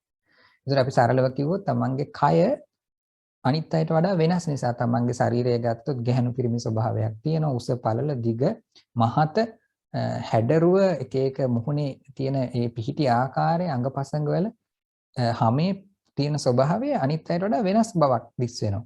සමස්තයක් වශයෙන් අන්තිමට ගත්තාම මේ ශාරීරියේ වෙනස්කමක් තියෙනවානේ. තරුණ මහලු බව වෙන්න පුළුවන්. ගැහණු පිරිමි බවෙන්, පාටෙන්, හැඩයෙන්, සයිස් එකෙන් එක ඒ ඔක්කොගේම අන්තිමට තමන්ට ආවේනික ගතියක් තියෙනවානේ. එතකොට සත්‍යයකට අනිවාර්යෙන් හිතෙන්න පුළුවන් මේ ශරීරය තමයි මම කියලා කියන්නේ. එහෙම නැත්නම් මේක මට සම්බන්ධ විශේෂම දෙයක්. අනිත් අයට මේ වගේ ශරීරයක් නැහැනේ. එතකොට මේක තමයි මගේ ආකාරය, මට අනන්‍ය වෙච්ච ආකාරය. ඒක නිසා ඒ ශරීරය පසුබිමේ තියාගෙන මම තමයි මේ කියන හැඟීම ජනිත වෙන්න පුළුවන්. දැඩි උපාදානය. එහෙම නැත්නම් තමන්ගේ වේදනා කියන දේවල් තමන්නේ අත්විඳින්නේ වෙන කෙනෙක්ට රිදෙන්නේ නැහැනේ. තමන්ට රිදෙනකොට වේදනාව ඔස්සේ තමන්ට මමත් වෙන්න පුළුවන්. මේ විදිහට විඳින්නේ මම කියලා. තමන්ගේ හඳුනා ගැනීම ඔස්සේ මමත් වෙන්න පුළුවන්. ඒතර මේ විදිහට ලෝකෙ එක එක අයව හඳුනන්නේ එක එක දේවල් හඳුනාගන්නේ මම. ඊට පස්සේ කියපු මේ විඥාණය ගැන. ඒ තමන් එක එක වෙලාවෙ දැනගන්න දේ අනිත් අය දනගන්නේ නැහැනේ. එතකොට ඒ දැනීමේ තියෙනවා තමන්ට ආවේනික ගතියක්. ඉතින් නමුත් මේ කියපු ඔක්කොගෙම අනිත්‍ය ස්වභාවය මෙනෙහි කරනකොට තමයි මේක මේ එක දෙයකටවත් මම කියලා කියන්න පුළුවන්. මේක මටම ආවේනික ආකාරය. දැන් මේ ජීවිතයේ මේ ඔය දැන් කාලේ තියෙන ශරීරය මෙහෙම තිබ්බට අපි තුන් තිරසනෙක් වුණා කියලා. ඒතර දැන් එහෙනම් Tamanට ආවේනික කාලේ ආකාරයේ තිරසනාගේ ආකාරයේද කියලා. ඒතර Tamanට දැන් එක එක දේවල් ලෝකේ දැනුණට මේ දැනුණට ඒ දැනීම නැති වෙලා යනවා නම් මොකද්ද Tamanගේ ආවේනික ආකාරය කියලා ප්‍රශ්නයක් එනවා. එතකොට මේව මත තමයි මේ මමත්වයේ පිහිටන්නේ කියලා මම උදේ සඳහන් කරන්ට යෙදුණා. එතකොට මොකද ඒක ඇත්තටම Tamanට ආවේනික ආකාරයක් වගේ තියෙන නිසා. හැබැයි මේකේ අනිත්‍ය පැත්තෙන් කල්පනා කරාම තමයි ප්‍රශ්නේ වෙන්නේ. එතකොට දැන් අපි ගත්තොත් අපි බාහිර ගත්තොත් අපි දැන් වෙන පුද්ගලයෙක් ඉන්නවා කියලා ගත්තත් අපි ගන්නවා මෙන්න මෙහෙම අර කොට මිනිස්සයා. එහෙම නැත්නම් එයාගේ රූපෙන් අපි මේ පුද්ගලයව අපි හඳුනාගන්නේ ඒකනේ. අර ටිකක් මහත කෙනා, අර කොණ්ඩේ දිග කෙනා, එහෙම නැත්නම් සුදු එක්කෙනා. ඒ අපි මිනිසුන්ගේ රූපයෙන් අර්ථ දක්වා ගන්න විදිහ. රූපයෙන් පුද්ගලයා අපි සිතෙන් ගොඩ නගා ගන්නවා. සමහරවිට එයාගේ මානසික පැත්තෙන් අපි මේ පුද්ගලයාව ගොඩ නගා ගන්නවා. ඒ කියන්නේ අර තරහ යන කෙනා, අර මෝඩ මිනිස්සයා. එතකොට අර මේ ගොඩක් කල්පනා කර කර ඉන්න කෙනා. ඕනෝම අපි එක එක පුද්ගලයන්ව නිර්වචනය කරනවා මානසික පැත්තෙන්. සමහරට දෙකෙන්මත් කරනවා. එතකොට නමුත් ප්‍රශ්නේ වෙන්නේ එක එක සත්වයන්ව පුද්ගලයන්ව අපි ඒ කායික මානසික දේවල් වලින් නිර්වචනය කරාට ඒක වෙනස් වෙනවන්න නැති වෙලා යනවනම්. ඒතර කොහොමද මේක කරන්නේ කියලා. මොකක්ද මේ කොහොමද අපි ඇත්තටම සත්වයක් නිර්වචනය කරන්නේ කියලා. ඒතර මේක විදර්ශනායේ විශේෂයෙන් වැදගත් මේ කාරණේ. එතකොට දැන් අපි අපි යම් කිසි කෙනෙක් අපි දැකලා කියනවා මෙයා නම් ඔන්න අපාය යනවා කියලා. අපි තුන් ගොඩක් මිනිමරුවෙක් දැකලා අපි හිතන අපාය යනවා කියලා හිතන්නේ සාමාන්‍යයෙන් එයා මේ ඔන්න දැන් අපිට පේන මිනිහ අරමුණු කළා.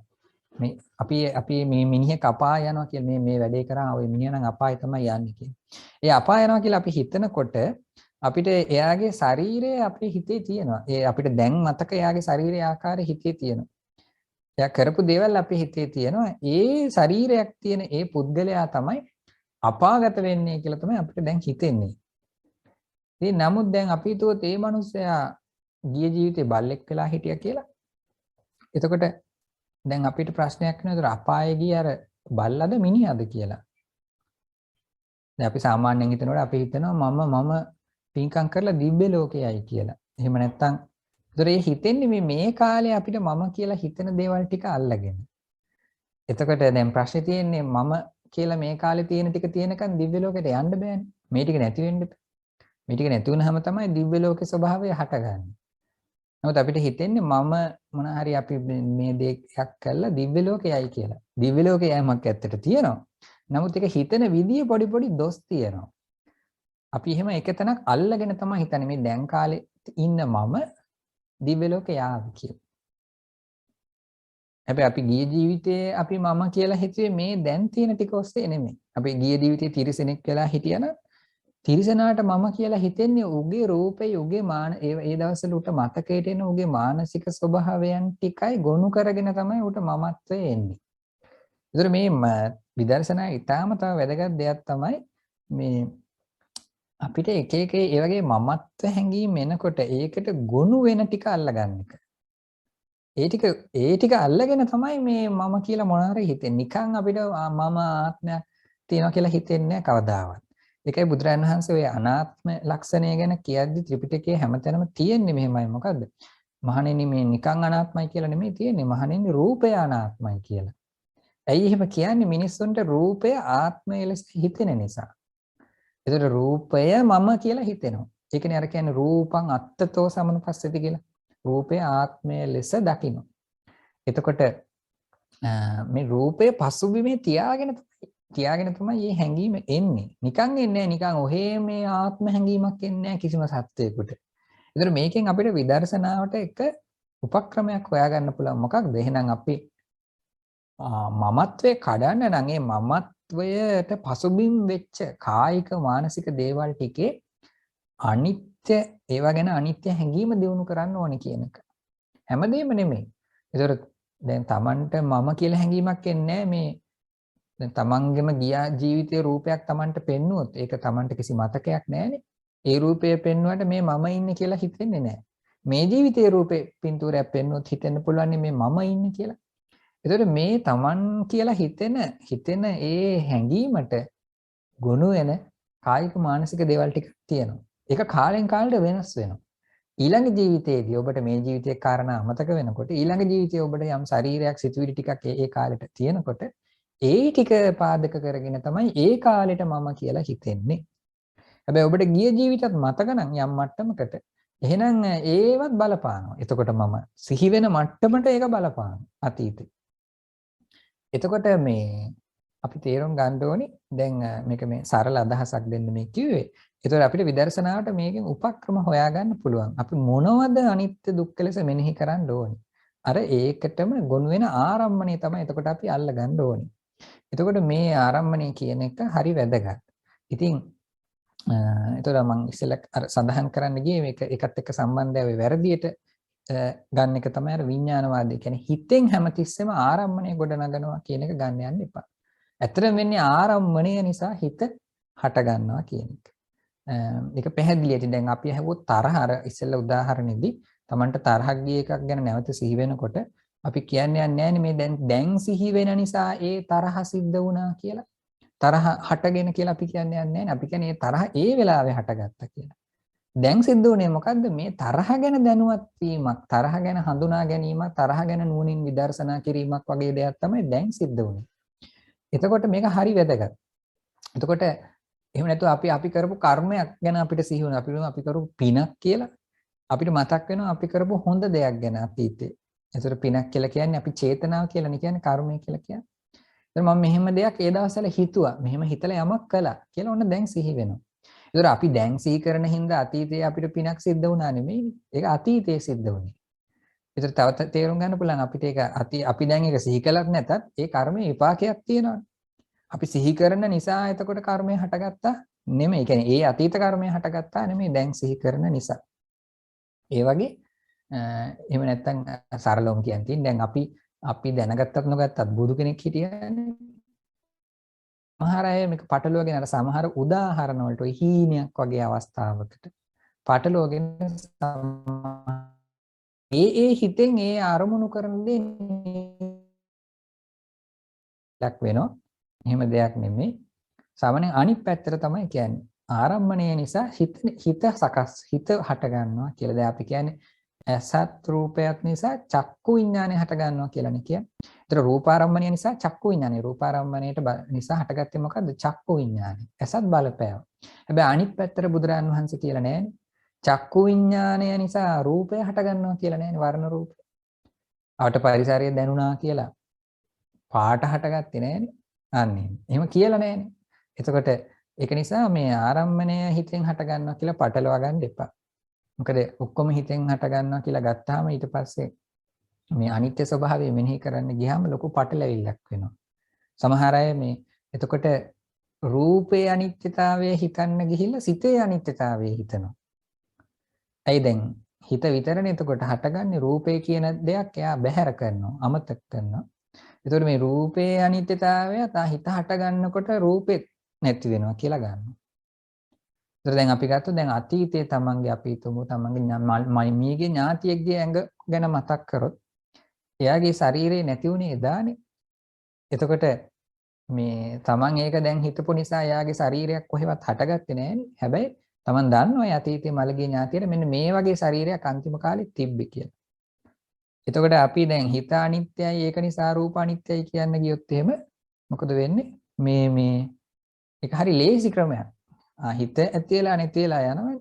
ඉතින් රූපෙත් ඒ අරමුණු වෙච්ච රූපෙත් ඇති වෙලා නැති වෙලා යනවා කියලා කියන්නේ රූපේ අනිත්‍යතාවය මෙනෙහි කරන්න හරි ලේසි ක්‍රමයක්. නමුත් ඒක තේරෙන්නේ නැති ඒක සාර්ථක නෑ. මොකද ඒ රූපය කොහොමත් දැන් නෑ Tamanට දැනෙනකොට. මළගේ ඥාති කෙනාගේ රූපේනේ දැන් දැනුනේ. ඒතර ඒක කොහොමත් නෑ. ඒක Tamanට දැනුණු නිසා ඒ රූපය හටගත්තත් නෙමෙයි Tamanගේ දැනීම නැති වුණු නිසා රූපේ නැති වුණත් නෙමෙයි. මේ ආරම්මණය පැත්තෙන් ගැන කියනකොට. එතකොට මේ රූපේ අනිත්‍යතාවය වෙනමම දිනු කරන්න ඕනේ. ඒක නිසා මේ අර සරල ක්‍රම තියෙනවා නිකන් ඇත්ත වගේ ඒවෙන් අපි බේරෙන්න ඕනේ. මොකද මේ සමහර ජීවිතයේ උදාහරණ වලට ගැලපුණාට ඒක සියල්ලටම හරියන්නේ නැහැ. තව අපිට තේරුම් ගන්න ලේසිම තැනක් තමයි මේ දැන් අපි රහතන් වහන්සේ කෙනෙක්ට දන් දෙනවා. ඒතර අපිට හිතෙන්න පුළුවන් අපේ චේතනාවනේ කර්මය කියන්නේ කියලා. හැබැයි අපි පෘථග්ජන කෙනෙකුට දන් දෙනවා. එතකොට අපි දැන හිටියත් නොදැන හිටියත් මේ රහත්ද නැද්ද කියලා අපේ චේතනාව තිබ්බ. ඒ කියන්නේ රහතන් වහන්සේට දන් දුන්නා නම් අපි කියනවා ඒකේ විපාකේ වැඩි කියලා. අපි දැනන් හිටියේ නෑ රහත් කියලා. තමන්ගේ අපි තුමු අවස්ථා දෙකක් ගන්න පුළුවන්. රහතන් වහන්සේටත් එකම වගේ හිතේ ප්‍රසාදයෙන් දන් දෙනවා. පෘථග්ජනයෙකුටත් එකම ප්‍රසාදයෙන් අපි දන් දෙනවා. අපේ චේතනාවේ බලය අපි හිතමු සමානයි කියලා. නමුත් මේ අපි තුමේ එකම පුද්ගලයා රහත් වෙන්න ඉස්සෙල්ලා දන් දෙනවා. රහත් වුණාට පස්සේ අපි දානයක් දෙනවා. අපි අඳුරන හාමුදුරු කෙනෙක්ට කියමු. ඒතර නමුත් මේ අවස්ථා දෙකේ විපාක දෙක වෙනස්යි. අපේ හිත සමාන වුණත් හිතේ ආකාරය.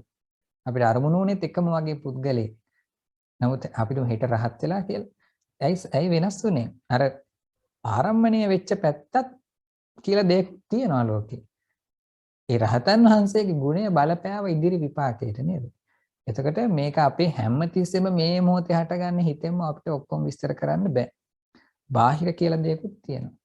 එතකොට හැබැයි මේක අර අපි දැන් මෙහෙම එක එක දේවල් ලෝකේ ධර්ම තියෙනවා කියන අදහසකින් නෙමෙයි මේ කියන්නේ. ඒවා අරමුණු වෙන්න පුළුවන් කියන එක. අරමුණු වීම කියන එකෙන් අදහස් වෙන්නේ නැහැ ඒ දේ තියෙනවා කියලා. අතීත තරහ ගැන අපිට අරමුණු වුණා කියන එකෙන් අදහස් වෙන්නේ නැහැ. ඒ තරහ කොහේ හරි තියෙනවා කියන එක දැන්. ඒක ගැන දැනුණා විතරයි. ඒක තිබ්බ හැටි තිබ්බ විදිය දැනුණා විතරයි. දැන් ඇත්තටම හටගත්තේ ඒක ගැන දැනුවත් වීම තමයි. ඒක ගැන හඳුනාගත්ත බව ඒක විදර්ශනා කරා නම් ඒ විදර්ශනා ඥානය තමයි ඇත්තට හටගත්තේ. ඒතර සමහරට මානසික දුකක් එන්න පුළුවන් අපෝ මට තරහක් ගියානි කියලා හරි ඒ වගේ දෙයක් තමයි ඇත්තට හටගත්තේ. ඉතින් මෙන්න මෙහෙම ආරම්මණය කියන එක හරි වැදගත් වෙනවා මේ මූලික කරුණු හරියට ඉගෙන ගන්න එක පස්සේ විදර්ශනාවට. එතකොට ඒක ඊට පස්සේ හේතුඵල සම්බන්ධයක් තියෙනවා මේ ආරම්මණයයි සිතයි කියන එක. ඉතින් එතකොට දැන් මම ටිකක් අර ආයික මතක් කරොත් හේතුඵල සම්බන්ධය මොකක්ද? මේ ආරම්මණයත් එක්ක හිත හැමතිස්සෙම තියෙනවා නම් ඒකට බැඳිලා ඒකෙන් පරිබාහිරව නිර්වචනය කරන්න බැරි නම් එතකොට මේ ආරම්මණයේ ආකාරය අනුව හිතේ ආකාරය පැනවිලා ඒක ඩිෆයින් වෙලා. එතකොට හිත එහෙම ගත්තම විඥානය කියන එකේ තමන්ට ආවේනික ආකාරයක් අපි තුමු. සද්දයක් ඇහෙනවනම් දැන් සද්දේ සිත බැසගෙන ඒ සද්දය ගැන තමයි දැනෙන්නේ. ඒතර දැන් බාහිර සත්‍යයක් කරපු සද්දයක් කියමු පරිසරයෙන් එන සද්දයක් කියමු. සද්දේ නෑනේ තමන්ගේ ගති. තමන්ට ආවේනික ගතියක් නෑනේ. ඉතින් මේ සද්දේ බැසගෙන නම් අර විඥානේ තියෙන්නේ. එහෙනම් මේ විඥානෙත් තමන්ට ආවේනික ගතියක් නෑ. ඒතර මේවා මේ එක දිගට මේ විදර්ශනා භාවනාවක් වශයෙන් අර සමත භාවනාවක් වගේ කරන දේවල් නෙමෙයි. හැබැයි මේ විදර්ශනා කරුණු ගොඩක් හරියට දැනගත්තාම එක දිගට කරන්න දේවලුත් තියෙනවා. නමුත් මේ ආයත මේ සාමාන්‍යයෙන් විදර්ශනාව ගැන කියන්නේ මොකක්ද කියලා මේ දැනුමක් ලබා ගන්න මේ මූලික දේශනයක් වශයෙන් තමයි මේක सिद्ध කරන්නේ. ඒතර තමන්ගේ ඉලක්ක හදා ගන්න, තමන් කොතනද ඉන්නේ කියලා තේරුම් ගන්න. එතකොට මේ පාටක් පේනකොට පාට නිකන් බාහිර පරිසරයේ ගොඩ නැගුණු පාටක්නේ, වර්ණයක්නේ, ආලෝකයක්නේ. ඉර එළිය කොහොම හරි තිබ්බ නිසා හටගත්ත දෙයක්නේ. එතකොට මේ ඒකේ තමන්ගේ ආකාරයක් නැහැ. ඒතර හිත දැන් අර පාටේ බැසගෙන ඉන්නේ. ඒක දකිමින් මේ වස්තු දැනගනිමින්. ඒතර ඒක විදිහකට ගත්තාම දැන් මේ නිකන් හරියට ඒ පුටුවක් පේනවනම් පුටුව තමන් වගේ දැන්. පුටුවේ ඇතුලේ තමන් ඉන්නවා වගේ. ඒ ආරම්භණයෙන් පරිබාහිරව ඊට අපිට සාමාන්‍යයෙන් හිතෙන්නේ මෙහෙමයි මොනවා හරි දැක්කට පස්සේ මොනවා හරි බාහිර පරිසරයේ වස්තුවක් දැක්කට පස්සේ හිතෙන්නේ ඒක ටිකක් අපි දැන් සිහි කළොත් ඒ දැක්ක අවස්ථාව ගැන කොහොමද අපිට හිතෙන්නේ මේ පුටුවක් කියලා දෙයක් දැක්කේ කවුද මම පුටුව දැක්කා කියලා තමයි ඒක ඒ සිද්ධිය සිහි කරාම හිතෙන්නේ සාමාන්‍යයෙන්. ඒතර දැන් මේ ආරම්මණයයි සිතේ සම්බන්ධය හරියට ගත්තහම මේ මම පුටුව දැක්කා කියලා කියන්න බෑ. මම පුටුව දැක්කා කිව්වොත් ඒ මම කියන කෙනා පුටුවට ඉස්සෙල්ලා ඉඳලා දැන් පුටුව දැකලා. එතකොට පුටුව දැක්කට පස්සෙත් ඒ වෙලාවේ තිබ්බ මානසික ධර්ම ටික නැති වෙනවා නම් දැන් ඒ මම නෑ දැන්. එතකොට හැබැයි පුටුව කියන්නේ මම නෙමෙයිනේ. පුටුව කියන්නේ පුටුව.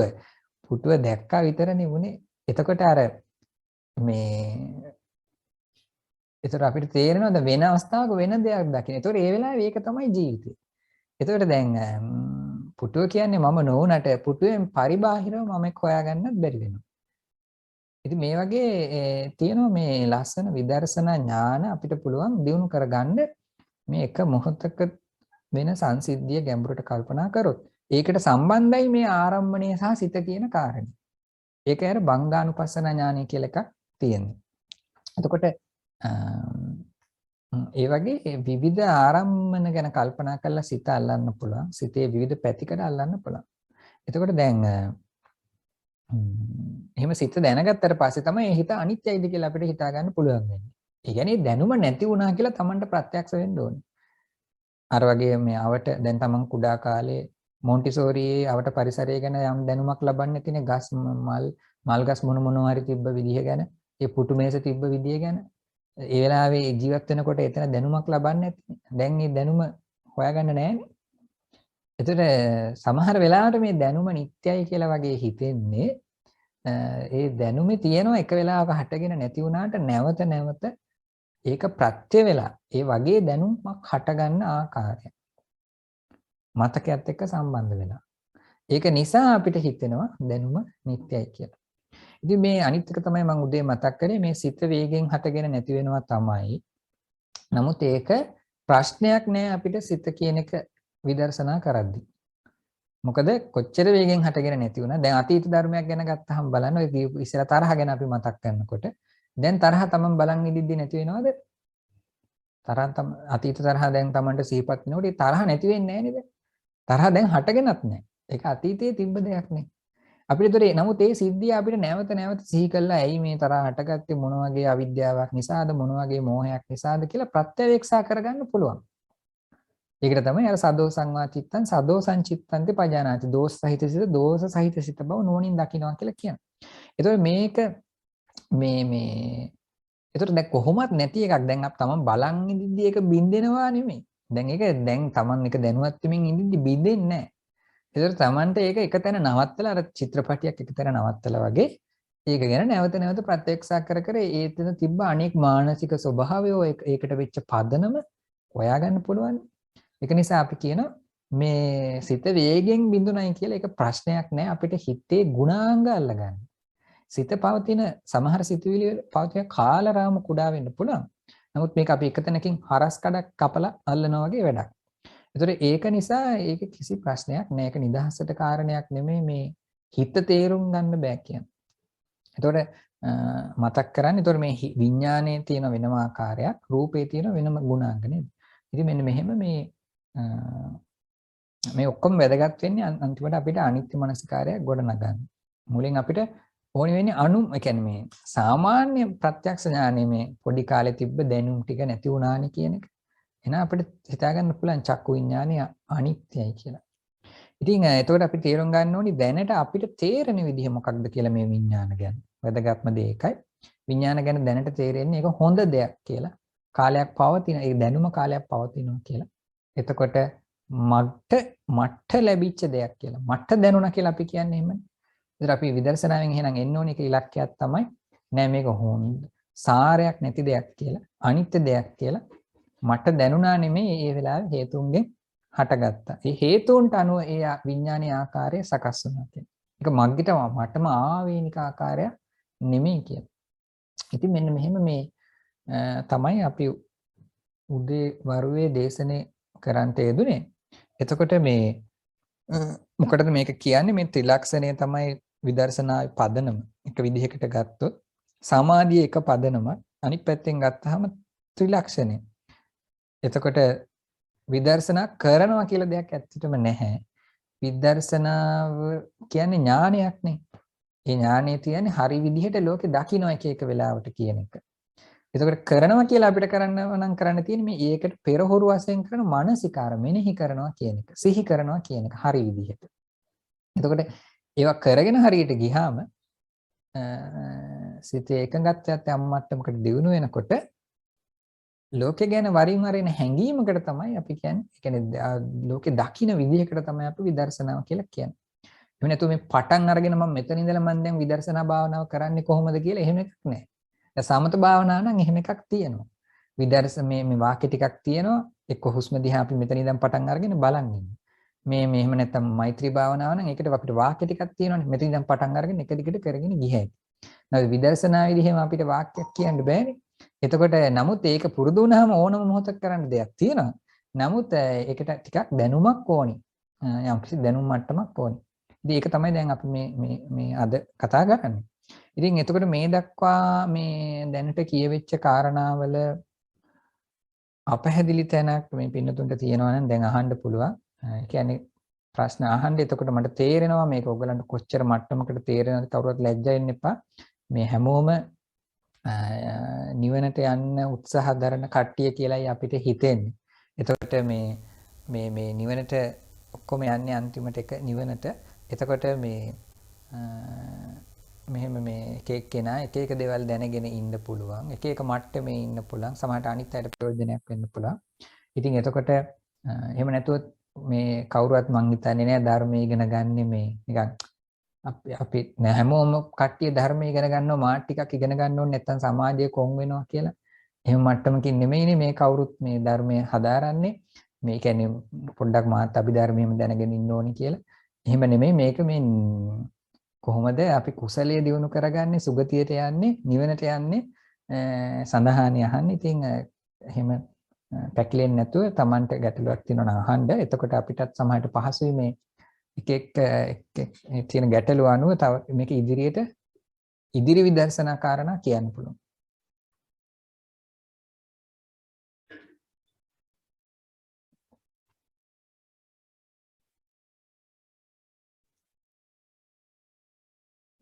තේරුම් ගන්න. අන්මියුට් කරගෙන ප්‍රශ්න අහන්න පුළුවන් දැන්.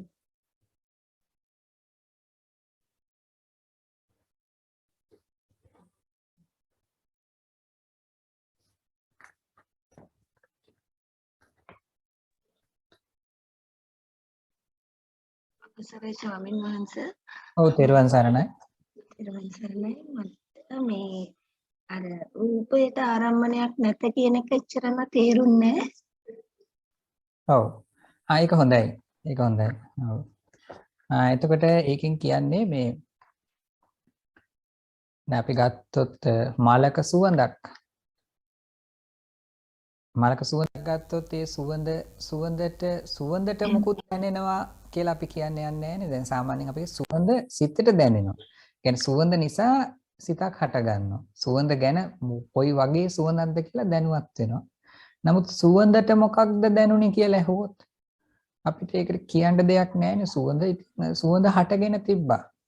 එතකොට ඒ වගේ සමහරට ඔය අපි කියනවා ඇහැට දැනෙනවා කියලා. ඇහැට දැනෙනවා කිව්වට ඇත්තට ඇහැට දැනෙන්නේ නැහැ.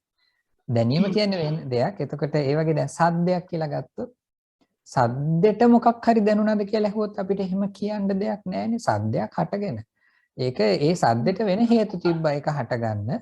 එතකොට දැන් නමුත් අපි ගත්තොත් තරහ හිතක් අතීතයේ ඇති වෙච්ච. එහෙම නැත්නම් ලෝභ හිතක් කියලා ගන්නකො අතීතයේ Tamante යම්කිසි දෙයකට ලෝභයක් ඇති වුණා. ඒතර අපි අහුවොත් ඒ ලෝභය හිතට මොකද්ද දැනුනේ කියලා අපිට කියන්න දෙයක් තියෙනවා. මෙන්න මේ දෙයටයි මම ලෝභ කළේ මේ ආහාරයට මේ රූපයට මට ලෝභයක් ආවා කියලා. ඒ ලෝභ හිතට ආරම්මණයක් කියලා එකක් කියන්න තියෙනවා. අපිට මේ ලෝභ හිතට ආරම්මණය වුණේ කෑමක් කියලා. හැබැයි අපි ඊළඟට ආයෙ ඇහුවොත් ඔන්න දැන් අපි මුලින් ඉඳලා යනවා. ඔන්න Tamante මතක් වෙනවා දැන් අතීතේ ලෝභ හිතක් ආවා කියලා. එතකොට මම අහනවා ඔබට දැන් මතක් වෙච්ච හිතට ආරම්මණය මොකක්ද? ඔබ කියනවා අතීතේ ලෝභ හිත ගැනයි දැනුනේ කියලා. ඊට පස්සේ මම ඇහුවොත් ඒ ලෝභ හිතට මොකක්ද තිබ්බ ආරම්මණය කියලා සමහර විට ඔබ කියයි කෑමක් කියලා. වෙනත් රූපයක් කියලා කියයි.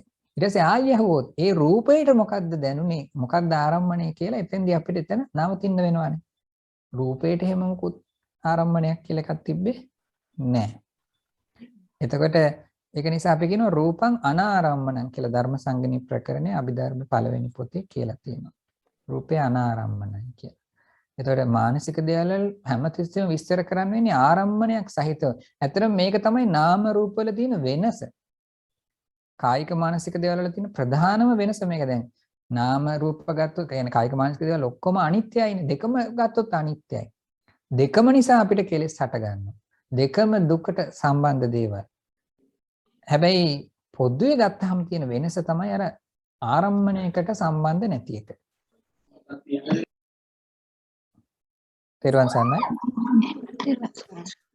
ඒක ස්වාමීන් වහන්සේ ඔව් මට පොඩි ප්‍රශ්නයක් තියෙනවා තව. එතකොට දැන් අපි හිතමු දැන් අපි කියමු පිච්චමල් සුවඳ කියලා. අපිට සුවඳ දැනෙනවා. එතකොට අපි දැන් ඕක පිච්චමල් කියලා කලින් දැනගෙන තියෙන හින්දා නේද අපි දැන් අපිට දැනීමෙන් අපිට එන්නේ ඒක පිච්චමල් සුවඳ කියලා. නැත්නම් අපිට ඒක මොකක් හරි ආරම්භණයට සම්බන්ධයක් තියනවාද? ඒ කියන්නේ කලින් අපි ඒක දැනගෙන හිටපු හින්දා ඔව් මේ නම නේද? ජෙනටික් මම දුමින්ද. දුමින්ද. ඔව් එතකොට ඒ කියන්නේ අපිට යමක් දැනෙනකොට ඒක වෙන්නේ අපේ ඒ දැනීමට ඇත්තටම සමහර වෙලාවට අතීතයේ වෙච්ච දැන් අපි මේ ජීවිතේ සම්පූර්ණයෙන්ම විඥාන වලින් අර්ථ දක්වා ගත්තොත් අතීතයේ ඇති වෙලා නැති වී ගිය විඥානත් මේ මොහොතේ අලුතෙන් එන දැනීමට යම් ආකාරයකට බලපානවා. ඒතර සමහර දෙයක් අපි හඳුනා ගන්නකොට ඒකට අර අතීත සිතත් බලපාලා තියෙනවා. ඒක නැත්තේ නෑ. එතකොට මේ මොහොතේ ආරම්මණයේ තියෙන සුවිශේෂත්වයක් බලපානවා. එතකොට අපි හිතමු නිකන් අපිට යම්කිසි රූපයක් දකිනකොට මේ අම්මා කියලා හරි එන හැඳිනීම තියෙනවනේ. එතකොට ඒක වෙන කෙනෙක්ට දකිනකොට මේ ඒක තමන්ගේ අම්මා කියලා එන හැඟීමක් එන්නේ නැහනේ. එතකොට මේ මොකද වෙලා තියෙන්නේ? ඒ වෙලාවේ වර්තමානයේ ඉදිරිපත් වෙන ආරම්මණයත් බලපාලා හැබැයි ඒ හිතට බලපානවා ඒ ඇස්සේ මේ හිත කියන්නේ එක තනි හේතුවකින් හටගන්න එකක් නෙමෙයිනේ. අර අතීත හිතක් දෙකුත් බලපාලා හිත බලපාලා. ඒතර ඒකයි ඒ වගේ අර හැඳිනීම් වල හැඟීම් වල විවිධත්වයක් එන්නේ සංඥාවල එහෙම. එතකොට මේ කියන්නේ ඒ තියෙන ධර්මයේ සමහර වෙලාවට තියෙන විදිහටම දැනෙන්නත් පුළුවන්, වැරදි විදිහට දැනෙන්නත් පුළුවන්. ඒකට අපි කියනවා චිත්ත විපල්ලාස, සංඥා විපල්ලාස කියලා. එතකොට ඒ කියන්නේ විපරිත වෙලා දැනෙනවා. සමහර වෙලාවට හැඳිනීම පවා එක්කෙනාට ආවේනික ගතියක් තියෙනවා. නිකන් විපරිත නෙමෙයි. නමුත් දැන් අපි තුමු එකම ලේමස් ගොඩක් තියෙනවා.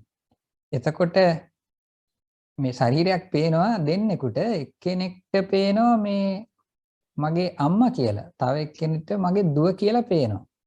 නමුත් ඒක අපි කිව්වොත් මෙහෙම කිව්වොත් අපි වැරදි. මොකක්ද? මේ එකම ලේමස් ගොඩක් තියෙන ශරීරයේ දෙන්නට හැඟීම් දෙකක් ආවේ එන්න බෑනේ කියලා. ඒක වැරදි. මොකද අපි දැන් බුදුරන් වහන්සේ දකින්නවා කියමු. මේ මගේ ශාස්ත්‍රූන් වහන්සේ කියලා එක්කෙනෙක් හඳුනා ගන්නවා. එක්කෙනෙක් හඳුනා ගන්න පුළුවන් අන්‍ය තීර්ථකෙක් නම් මේ වෙන නිකායක ගෞතම කියලා නිකම් බුදු කෙනෙක් කියලා. ඒතර දැන් එකම ශරීරය දකිද්දී දෙන්නට ආපු හැඟීම් දෙක වෙනස්. එතකොට ඒක වෙනස් වුණා කියන එක හැමතිස්සෙම එක වැරද්දක් නෙමෙයි. දැන් බුදුරන් වහන්සේ රහතන් වහන්සේලා දකිද්දී හඳුනාගෙන නැගිටිනවනේ. ඒතර ඒකේ වැරද්ද වෙන්නේ සමහර වෙලාවට ඒක හඳුනා ගනිද්දී ඒකට දෙන තවත් අපේ තියෙන වැරදි මානසික ධර්ම අපි ඒක නිත්‍ය දෙයක් ලෙස එතකොට සැපට අයිති දෙයක් ලෙස ආත්මීය දෙයක් ලෙස අපි ඒ දේ හඳුනාගත්තොත් තමයි ඒක විපල්ලාස කියලා අපි කියන්නේ. නමුත් අර එක එක්කෙනාගේ අතීත සිත් බලපාන නිසා මේ මොහොතේ සිතට ඒතකොට ඒක නිසා අර හැඳිනීම් වල ඔය කිව්වේ මම හිතන්නේ ඒක වෙනස අදහස් කරන්නේ හැඳිනීමේ විවිධත්වයක් එන්න පුළුවන්. නමුත් ඔය මේ දැන් අපි කුඩාම කාලේ වගේ ගත්තොත් ගොඩක් අර අතීත සිත් බලපාන්නේ ඉදිරි සිත් වලට සමහර විට මේ බලපාන ගතිය අඩුයි. එතකොට මේ අතීත මතකය ඊළඟ සිතට එදෙන ගතිය අඩු කාලේ තියෙනවා. එතකොට ඉතින් අර ගොඩක්ම හැඳිනීමට බලපාන්නේ ඒ ආරම්භණයේ තියෙන ඒ දේ තියෙන ස්වභාවය ගොඩක්ම බලපානවා. يعني තමන්ගේ අතීතයෙන් තමන්ට ආපු ටිකකුත් බලපානවා. ඒක ගැන හැඳිනීමේ විවිධත්වයක් එන්න. හැබැයි ඒ ආරම්භණෙත් අනිවාර්යෙන් බලපෑවනේ. අපි හිතමු මේ තමන්ට උල් කටුවකින් ඇනෙනවා කියලා. එතකොට දැන් කොයි විදියට හැඳුනුවත් තමන්ට රිදෙනවනේ. ඒතකොට ඒ තියෙන උල් ගතිය, තද ගතිය කොහෙන් ගියත් එතනට තමන්ගේ හිතට බලපාපු නිසානේ ඒ විදිහට රිදුනේ. ඒතකොට ඒක තමන් මොන විදියට ඒක මොන කෝණයෙන් බලන්න ගියත් තමන්ට රිදෙනවා. එතකොට ඒක ගැන පස්සේ තමන්ට විපස්සනා කරගන්න මොනාරි පුළුවන්. නමුත් ඒ ආරම්භණයේ ස්වභාවය විශේෂයෙන් මෙතනදී බලපෑමක් සිද්ධ කළානේ නේද? ඒතර ගොර හැඬි සද්දයක් එනවා කාට හරි. ඒතර ඒ සද්දෙත් එක්ක යාට ඇතිවෙන්නේ සෝත විඥානයේ අර මේ තියෙන පහසුව නැහැ. ලයාන්විත මෘදු කටහඬක් ඇහෙනකොට ඒ සද්දෙම තියෙනවනේ එක්තරා ස්වභාවයක්. ඒතර ඔකේ දෙකක් තියෙනවා. අපි ඒක නිසා කියනවා මේ අපේ හිතෙන් ඒ කියන්නේ අතීත හිත බලපාලා එන එක පැත්තක් තියෙනවා. මේ දැන් ඇති වෙන හිතට ආරම්මණයේ තියෙන අනන්‍ය ස්වභාවය බලපානවා මේ දැන් ඇති වෙන හිතට. ඒ දෙපැත්තම අපි සලකා ගන්න ඕනේ. මෙහෙම නැතුව ඔක්කොම අපි සම්පූර්ණයෙන්ම මේ ආරම්මණයේ පැත්තකටම දාලා කතා කරන්න ගියොත් එතන පටලැවිල්ලක් වෙන්න පුළුවන්. ඒ කියන්නේ දැන් අපිට ද්වේෂ හිතක් ගැන අපිට ලෝභ හිතක් කියලා හිතෙන්නේ නැහැ. ඒක ද්වේෂ හිතක් කියලානේ හිතෙන්නේ. ඒතර ඒකේ වෙනස ඇත්තට ඒ ද්වේෂයක් ඇති වෙච්ච බව බලපානවා ඒකට.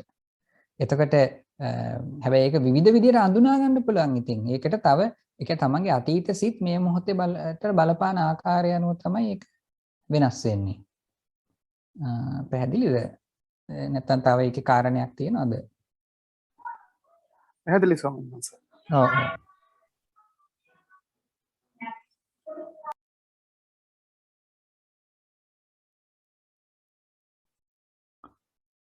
ඒ වගේ එහෙම හිතන එක හරි වැදගත්. එතකොට මේක මං කියන එකම නෙමෙයි මේක Taman දැන් ගලපලා බලන්න ඉපේ. එතකොට ගොඩක්ම කට්ටිය අර මේ විඥානවාදී කියලා එකට යන්නේ අර සීමිත දේවල් ටිකක් විතරක් ගැන හිතලා විහීනයක් වගේ දෙයක් ගැන හිතලා එහෙම නැත්නම් අර මායූපමංච විඥානං කියලා වගේ දෙයක් ගැන හිතලා ඒක එක අවස්ථාවකට බුදුරජාණන් වහන්සේ කියපෑ මායූපමංච විඥානං විඥානේ මායාවක් වගේ කියලා කිව්වේ. එතකොට ඒක කිව්ව වගේ කියලා. දැන් ඊළඟට කිව්වේ වේදනාව දිය බුබුලක් වගේ කියලා. වේදනාව දිය බුබුලක් නෙමෙයිනේ. වේදනාව කියන්නේ වේදනාව රිදෙනවා කියන එකනේ. දිය බුබුලක් නෙමෙයි. වගේ කියන එක තමයි. ඒතර මායාවක් කියලා අපි මේ කියන්නේ මොකක්ද? සාමාන්‍යයෙන් අදහස් කරන්නේ අර මේ ඒක තව කාරණයක් තියෙනවා මේ සාමාන්‍ය ඉතින් ඒක හැම හිතකට ගන්න හොඳ නැහැ. දනායක් වෙලාවට සත්‍ය දකින්න වෙලාවට කුසල සිතක් තියෙන වෙලාවට අපි ඒ හිතට මායාකාරී විඥානයක් කියලා කියන්නේ නැහැ. මෝහයෙන් ගිලිච්ච විපල්ලාස වලින් ගිලිච්ච අවස්ථා තියෙනවනේ හිතේ. අන්න ඒවට කියනවා විපරීත සිත් කියලා. එතකොට මොකද හැම එකම නෙමෙයි සාමාන්‍යයෙන් අර සත්‍යයන්ට ඇති වෙන පොදුවේ ගත්තොත් මේ බුදුදහම අපි ඉන්න හින්දානේ සාමාන්‍යයන්ගේ සිත තියෙන්නේ මුලාවක සමස්තයක් වශයෙන් ගත්තොත්. ඒක නිසා තමයි අපිට කියන්න පුළුවන් මායාවක් කියලා. ඇත්තටම මේ උතන ඇත්තටම දැන් ඔය සූත්‍රේ ඇත්තට මේ සූත්‍රෙත් මායූපමංච විඥානං කියන එක තියෙන සංයුත්ත නිකායේ ඒක තියෙන සූත්‍රයේ ඇත්තටම තියෙන රූපේ පෙන පිටක් වගේ කියලා. එතකොට දැන් රූපය මායාවක් කියලා නෙමෙයි තියෙන්නේ රූපය පෙන පිටක් වගේ කියලා. එතකොට ඒ කියන්නේ අර ඒක නිකන් සාරයක් නැහැ කියන අදහස තමයි තියෙන්නේ. එතකොට මේවා අර උපමා රූපකව කියන ඒවා අපි සියල්ලටම ගලපද්දි පරිස්සමෙන් ගලප ගන්න ඕනි. නැත්තම් පැටලෙනවා. මොකද ඒක මේ අපිට විඥානයෙන් අරමුණ ගොඩනංවනවා කියන එක ගත්තාම ඒක හරි ලේසි විදර්ශනාවට. ලේසුණාට ඒක අර්ථය සිද්ධ වෙන්නේ නැත්තම් වැඩක් නැහැ. ඒ කියන්නේ සිත ගොඩනගනවා හිත නැති වෙනකොට ඔක්කොම නැති වෙනවා කියලා ගන්න ගියාම අනිත්‍යතාවයත් හරි ලේසි. නමුත් ඒකේ ඊට වඩා ගැඹුරක් තියෙනවා.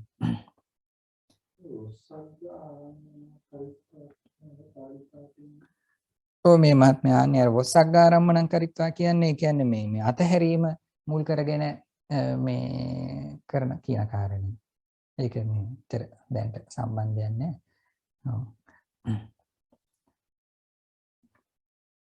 එතකොට මේ තව පොඩි කාරණයක් කිව්වොත් මේකත් එක්කම සම්බන්ධ වෙනවා අර හේතුඵල න්‍යායක් කියන එක. දැන් අපිට එක විදර්ශනා ඥානවල තියෙන එක දෙයක් තමයි මේ හේතුඵල සම්බන්ධය අල්ලනවා කියන එක. එතකොට හේතුඵල සම්බන්ධ කිව්වහම විවිධ තියෙනවානේ ලෝකේ ධර්මතා අතර සම්බන්ධ. එතකොට මේ හේතුඵල සම්බන්ධය අල්ලනකොට වැදගත් වෙන දෙයක් තමයි එකක් ඔය ආරම්මණය සහ සිත කියන එක. මේ ආරම්මණය නිසා මේ හිතක් හටගත්තා කියන එක. එතකොට හිතක් හටගන්න ආරම්මණය විතරක් නෙමෙයි දැන් අපිට යමක් ගැන දැනුවත් වෙනකොට අතීතයේ දෙයක් කියමු ඒක වර්තමානයේ දෙයක් වේවා දැනුවත් වෙනකොට ඒ හිත හටගන්න මේ ශරීරයේ එක්තරා පදනමක් තියෙනවා මේ තමන්ගේ දැනට තියෙන ශරීරය. ඒ කියන්නේ මේ හදවත කොහේ හරි ඇඟේ ස්වභාවයක් තියෙනවා මේ හිතක් හටගන්න පදනම වෙන. ඒ පදනමේ තමයි අර ආරම්මණය ග්‍රහණය කළේ. එතකොට අපි තු මේ ශරීරය දැන් මෙතන මැරිලා නම් ඔබට ඔය මේ ජීවිතයට දාලා බොහෝ දෙයක් මතක් නොවෙන්න පුළුවන්. එතකොට මේ ශරීරයේ යම්කිසි රූප තියෙනවා මේ හිත හටගන්න හේතු වෙන. මේ ආරම්මණය කියලා කිව්වේ එක දෙයක් විතරයි. විඥානය හටගන්න එක හේතුවක් විතරයි. රූපේ තව හේතුවක්. දැන් චක්කු විඥානය කියලා ගත්තොත් මේ අවට ගැන දැනෙනවා කියලා කියන්නේ මොකක්ද? ඒක හටගත්තේ කොහොමද? ඇහැ පදනම. ඇහැට දැනුණා හිම නෙමෙයි. ඇහැ පදනමේ ඔන්න අවට ගැන දැනුණා. ඒතර අපිට ඇහැ ගැන දැනෙන්නේ කොයි වෙලාවටද? මේකත් වැදගත් කාරණයක්. ඔය ඇහැ ගැන දැනෙන වෙලාව කොයි වෙලාවද? දැන් අපිට පේන්නේ මේ වස්තු ගැනනේ පේන්නේ. ඇහැ පෙවුණා නෙමෙයිනේ. මේ අවට තියෙන රූප එක ගැනනේ දැනුනේ. අපි ඇහැ ගැන දැනගන්නේ කොයි වගේ වෙලාවටද? එක දේවල් දැනගන්න වෙලාවල් ටිකක් දැනගන්න එකත් වටිනවා. දැන් අපි හිතුවොත් තමන් එක දවසක ටික වයස්ගත වෙනකොට ඔන්න අපිට ටිකක් දුර ළඟ පෙනීම අඩු වෙලා පේනවා. එහෙම නැත්නම් වස්තු බොඳ වෙලා පේන්න ගන්නවා. ඒතකොට අපි මොකද්ද හිතන්නේ මේ වස්තු වල ප්‍රශ්නයක් කියලාද වෙන මොකක් හරි ප්‍රශ්නයක් කියලාද? අන්න එතකොට අපිට දැනෙනවා මොකක් හරි මේ ඇතුලේ තියෙන ඇහි සිතේ ප්‍රශ්නයකුත් නෙමෙයි. නේද? හිත වයසට ගිහිල්ලා නැහනේ. එතකොට රූපේ ප්‍රශ්නයකුත් නෙමෙයි. මේ ඇහැ ගැන අන්න ඒ වෙලාවට තමයි අපිට ඉලක්ක වෙන්නේ. ඒතර සමහර එහෙම තියෙනවා මේ ඇහැ දැනෙන වෙලාව අපි තේරුම් ගන්න ඕනේ. ඒතර අපි බය වුණේ මේ ඇහැ නැති වෙයි කියලා. එතකොට ඉතින් මේ වගේ මේ එක වෙලාවට එක දේවල් අපිට ඉලක්ක වෙනවා. ඉලක්ක මේ අනිත් එක දැන් මේ දැනීම විඥානය කියලා ගන්නකොට මේ සමහර අයගේ අර වැරදි මතයක් තියෙනවා විදර්ශනාවේදී මේ එක හිතකට එක ආරම්මණයයි කියලා කාරණයක්. ඒක මේ ගොඩක් විට ඒකෙන් අර පැටලෙන කාරණයක්. ඒක සාමාන්‍යයෙන් කියන්නේ දැන් අපිට වර්ණයක් වගේ පේන වෙලාවට සද්දයක් ඇහෙන්නේ නැහනේ. ඒක නිසා අපි කියනවා දැන් වර්ණ වේලාවට සද්ද ඇහෙන්නේ නැති නිසා වර්ණෙම තමයි දැන් ආරම්භණය. නමුත් මේ මනෝවිඤ්ඤාණ අවස්ථාව ගත්තාම එහෙම මේ එක හිතකට එක ආරම්භණයයි කියලා එහෙම කාරණයක් නෑ. ඒ කියන්නේ ඒ හිතට දැනෙන දේවල් හරි ව්‍යාප්තයි. ලොකු වපසරියක දෙයක් දැනෙනවා. දැන් අපි ගත්තොත් සර්වඥා ඥානය කිව්වොත් ලොකු දෙයක් දැනෙනවා ඒ වෙලාවේ බුදුරන් වහන්සේට. මේ එක දෙයක් මොකක් හරි ලෝකේ තියෙන එක දෙයක් නෙමෙයි. එතකොට මේ නිකන් හිත කියන්නේ ඒ වගේ ලොකු විශේෂක පැතිර යනවා සමහර වෙලාවට. අර එක හිතකට එක ආරම්මණය කියන්නේ අර වෙන කාරණයක් නිසා. ඒ කියන්නේ අර චක්කු විඤ්ඤාණ වගේ ගැන හිතලා මනෝ විඤ්ඤාණ ගැන කියනකොට සමහර වෙලාවට දැන් අපි හිතමු අපි හිතනවා දැන් වේදනාව නිසා තණ්හාව උපදිනවා කියලා නේද? ඒතර ඒ Tamanට මේ ධර්මතාවයේ තේරෙනකොට ඒ වෙලාවට මේ විඥාණයට වේදනාව ගැනත් අදහසක් තියෙන්න ඕනි තණ්හාව ගැනත් දැනෙන්න ඕනි. මේ දෙක අතර අන්තර් සම්බන්ධයක් තියෙනවා කියලා දැනෙන්නේ. එහෙනම් වේදනාවක් දැනෙන්න ඕනි ඒ වෙලාවෙම තණ්හාව ගැනත් දැනෙන්න ඕනි. වේදනාව එක වෙලාවක දැනෙලා පස්සේ තණ්හාව දැනෙලා වැඩක් නැහැ. මේ දෙක ගලප ගන්න නම් එක විට දැනෙන්න ඕනි. මේ දෙකම ගැන.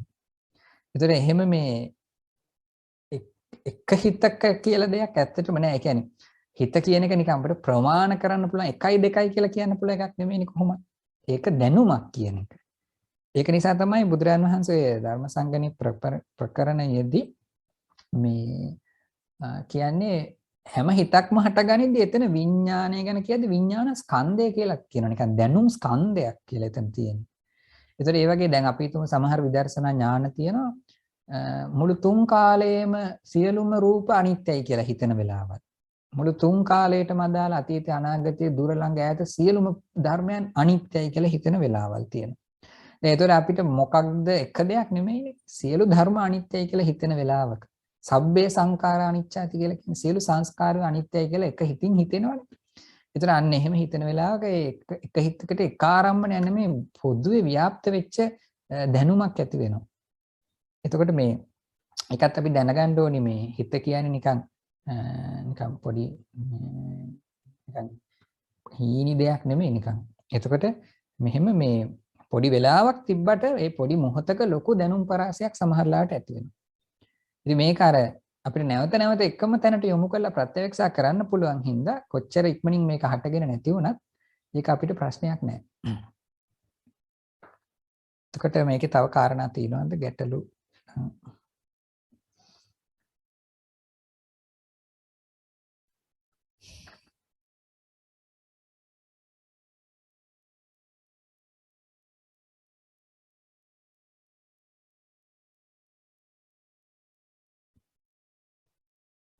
ඉතින් මම උදේ ඊළඟට තව කියලා දුන්නා මේ ඒගොල්ලන්ට ඕන නම් මියුට් කරගන්න පුළුවන් නේද? අන්මියුට් කර. පුළුවන් නේ? හරි. මම උදේ කියලා දුන්නා ඊට පස්සේ දැන් විඥානේ තවත් ප්‍රභේද කරන විදිහක්.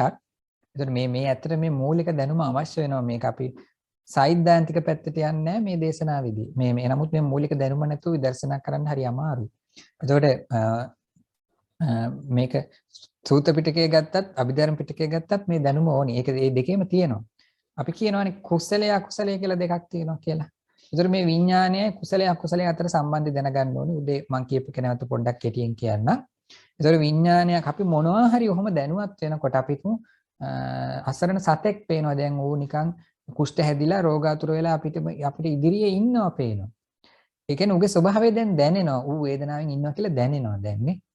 එතකොට දැන් අන්න ඒ වගේ දැනීමක් හට ගන්නකොට එතන දැන් ඉස්සෙල්ලා දැනුමක් හට ගන්න එපා ඉදිරියේ තියෙන දේ ගැන. එතකොට ඒ වෙලාවේ කරුණාවක්, මෛත්‍රියක්, අනුකම්පාවක් වගේ හැඟීමක් ඒ හිතත් ඒ දැනුමත් එක්කම හටගත්තා නම් අපි කියනවා ඒක කුසල සිතක් කියලා. එහෙම. ඊළඟට ඒ දැනීම හට ගන්නකොටම අපි හිතුව මේ බල්ලා මොකද මෙතන කරන්නේ කියලා මේ ඌව යවන්න වගේ හිතෙන ද්වේෂයක් තියෙන ගැටීමක් හිතෙන හටගත්තා නම් මේ අපි කියන එක අකුසල සිතක් කියලා. එතකොට ඔහොම විඥාන අපි හතරකට බෙදෙනවා ඒ පැත්තෙන් ගත්තාම ලෝකේ ඔබට මේ වෙලාවේ ඇති වෙන්නේ හතරෙන් එකක්. ඒ කියන්නේ එක්ක කුසල සිතක්, එක්ක අකුසල සිතක්, එක්ක ක්‍රියාසිතක්, එක්ක විපාක සිතක් කියලා උදෙත් කියන්නේ දුන. එතකොට කුසල සිත් තව ගත්තොත් යම් කිසි රූපයක් දැනෙනකොට ඒක අනිත්‍ය ලෙස දුක් ලෙස අනාත්ම ලෙස හිතෙනවා නම් මේක රූපේ අනිත්‍යයි කියලා හිතෙනවා. යම් කිසි මානසික දෙයක් ගැන දැනෙනකොට ඒක අනිත්‍යයි දුකයි අනාත්මයි කියලා හිතෙනවා නම් කුසල හිත. එතකොට එහෙම නැත්නම් යම් බුදුරන් වහන්සේගේ ගුණයක් ගැන හිතෙනකොට ඒතර ගුණය තමයි අපේ ආරම්භනේ. උතර බුදු ගුණය ගැන ප්‍රසාදයක් මේ වෙලාවේ දැන් හිතේ ජනනය වෙනවා නම් කුසල හිත. බුදුරන් වහන්සේගේ වීරිය ගැන හිතෙනකොට කුසල හිතක්. එතකොට මේ අරමුණු වන දෙයින් අපිට කුසල අකුසල කියලා කියන්න බෑ. අරමුණු වන දේ ගැන තමන් දකින විදිහෙන් තමයි කුසල අකුසල කියලා කියන්නේ. අකුසලයක් අරමුණු වෙලා කුසල හිතක් එන්න පුළුවන්.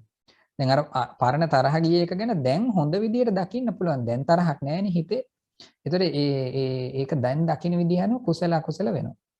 එතකොට අනික් විපාක සිත් කියලා කියන්නේ මේ වගේ අර ඔය දැන් මොන හරි අපි ඇස් ඇරිය ගමන් අපිට පේනකොට පේන අවස්ථාවේ මුල්ම අවස්ථාවේ වගේ තියෙන දැනුවත් වෙන බව අපිට කියන විපාක සිතක් කියලා. විපාක කියලා කියන්නේ ඇයි? අතීත කුසලයක හෝ අකුසලයක අර ඔය දැන් ඉස්සෙල්ලා කියපු කුසල හෝ අකුසල වගේ සිතක බලපෑමට ලක් වෙලා මේ දැන් ඒ චක්කු විඥානෙ. ඉතින් අපි තුමා අතීතයේ වුණ හොඳ සුද්ධ පවිත්‍ර කිරීමක් කළා කොහේ හරි සේනාසනයක හරි පොදු ස්ථානයක හරි කියලා අනික් අයට හොඳ ලස්සන පරිසරයක් වේවා කියලා. ඒක කුසල සිතක් දැන් අතීතයේ හටගෙන නැති උනේ. ඒක බලපාලා දැන් ඔබ ඇසැරිය ගමන් ඔබට පේනවා ලස්සන පරිසරයක්. එතකොට දැන් සමහර පරිසරවලම තියෙනවනේ ඉෂ්ට අනිෂ්ට බවක්. එතකොට මේ මුළු පරිසරයක් පේන්නත් පුළුවන් ලස්සන මල් වත්තක් උදේ හිරු එළිය වැටිලු වගේ වෙලාවක පේන්නත් පුළුවන්. සමහර අවස්ථාවල මේ දැකලා ඇති මේ එකම පරිසරයේ එක්කෙනෙක්ට ප්‍රිය බවක් තියෙනවා එක්කෙනෙක්ට ඒක කිසි ගතියක් නැති අවස්ථා තියෙනවා. ඒතර මොකද මේ ප්‍රිය බව ඇති වෙන්න ගොඩක් හේතු වෙනවා අර විපාක අතීත කර්මයේ මේ මොහොතට බලපාන විදිහ. එක්කෙනෙක්ට ඒක කිසි නෑ 아무තු ගතියක් එක්කෙනෙක්ට ඒක නිකන් ඉෂ්ට ලෙස දැනෙනවා. ඒතොරේ අර දැනීමේ ඇසරිය ගමන් එන දැනීමේ මුල් අවස්ථාව අපි කියන විපාක හිතක් කියලා. කියන්නේ තාම දැනුණු දෙයට ලෝභයක්වත් ද්වේෂයක්වත් මුකුත් හටගෙන මේ නැති අවස්ථාව ගැන මේ කියන්නේ. ඒතොරේ මේ විපාක හිතක් කියන එක අදහස් කරන්න එපා මේ අතීත කර්මයේම බලපාලා මේ පේන හැමදේම වෙනවා කියලා. ඒක එක හේතුවක් විතරයි. දැන් චක්කු විඥානයක් ඇති වෙන අනිවාර්යයෙන්ම ඇහැ කියන එක තව හේතුවක්නේ. ඒ රූපාරම්මණය තව හේතුවක්. ඒ රූපයේ කර්මයෙන් හටගත්ත නෙමෙයි පේන පාට. නමුත් ඒ පාට Tamanට ග්‍රහණය වෙන විදිහක් තියෙනවා. අන්න එතනට තමයි විශේෂයෙන්ම අර මේ අතීත කර්ම ශක්තිය බලපාන්නේ. ඒ වගේ හොඳ මිහිරි කටහඬක් ඇහෙනකොට මේ මුල් අවස්ථාව අපි කියන විපාක හිතක් කියලා. එතකොට කයේ සුඛයක් දැනෙනකොට ඒක විපාක හිතක්. ඒ කියන්නේ මනෝමය අවස්ථාවක් නෙමෙයි ඒක.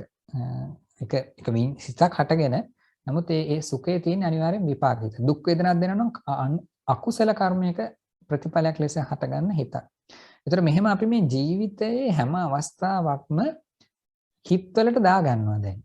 ඒක මේ ආත්ම දෘෂ්ටිය කඩන්න අපිට විශේෂයෙන් උපකාර වෙනවා. මේ හිතක් හටගෙන නැති වෙනවා. ඒතර අපි මේ හිතක් හටගෙන නැති වෙනවා කියන එක තුලින් දැන් මොකක් කර හිතක් හටගෙන නැති වෙනවා කියන එක එකත් හොඳයි. නමුත් මේ හටගන්න හිත් තුළින් මගේ ජීවිතයේ එදිනෙදා සිද්ධ වෙන ක්‍රියාවලිය වෙනවා කියලා Tamanට සෑහීමකට එන්න ඕනේ.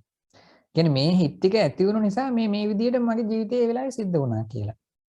එතකොට මමත් හිටියා සිතුත් ඇති වුණා කියන්නේ ඒකේ තාම මදි කියන එක. මමත් හිටියා මට සිත් ඇති වෙලා නැති වෙලා යනවා. එතකොට තාම මදි.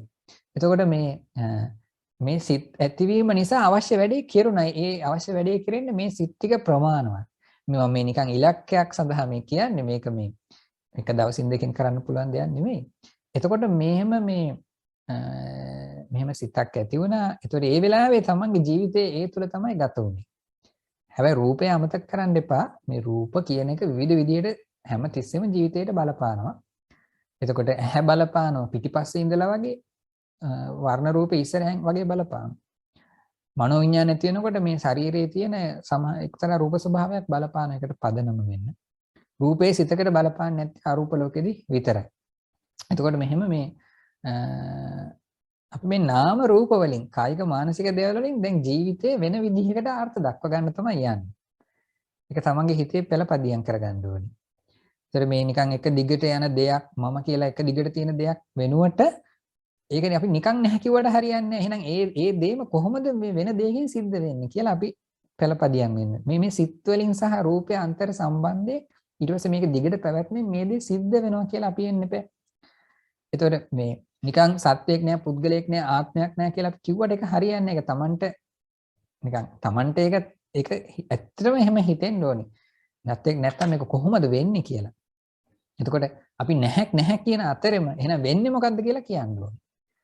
මේ වෙන්නේ මොකක්ද කියලා තමයි මේ අපි තව විදර්ශනා කර බලන්නේ. එතකොට ඒකයි බුදුරන් වහන්සේ හැමතිස්සෙම මේ ආත්මයක් නැහැ කියනට වඩා බුදුරන් වහන්සේ කියන්නේ රූපය අනාත්මයි කියලා. රූපයේ ආත්මයක් නැහැ කියලා.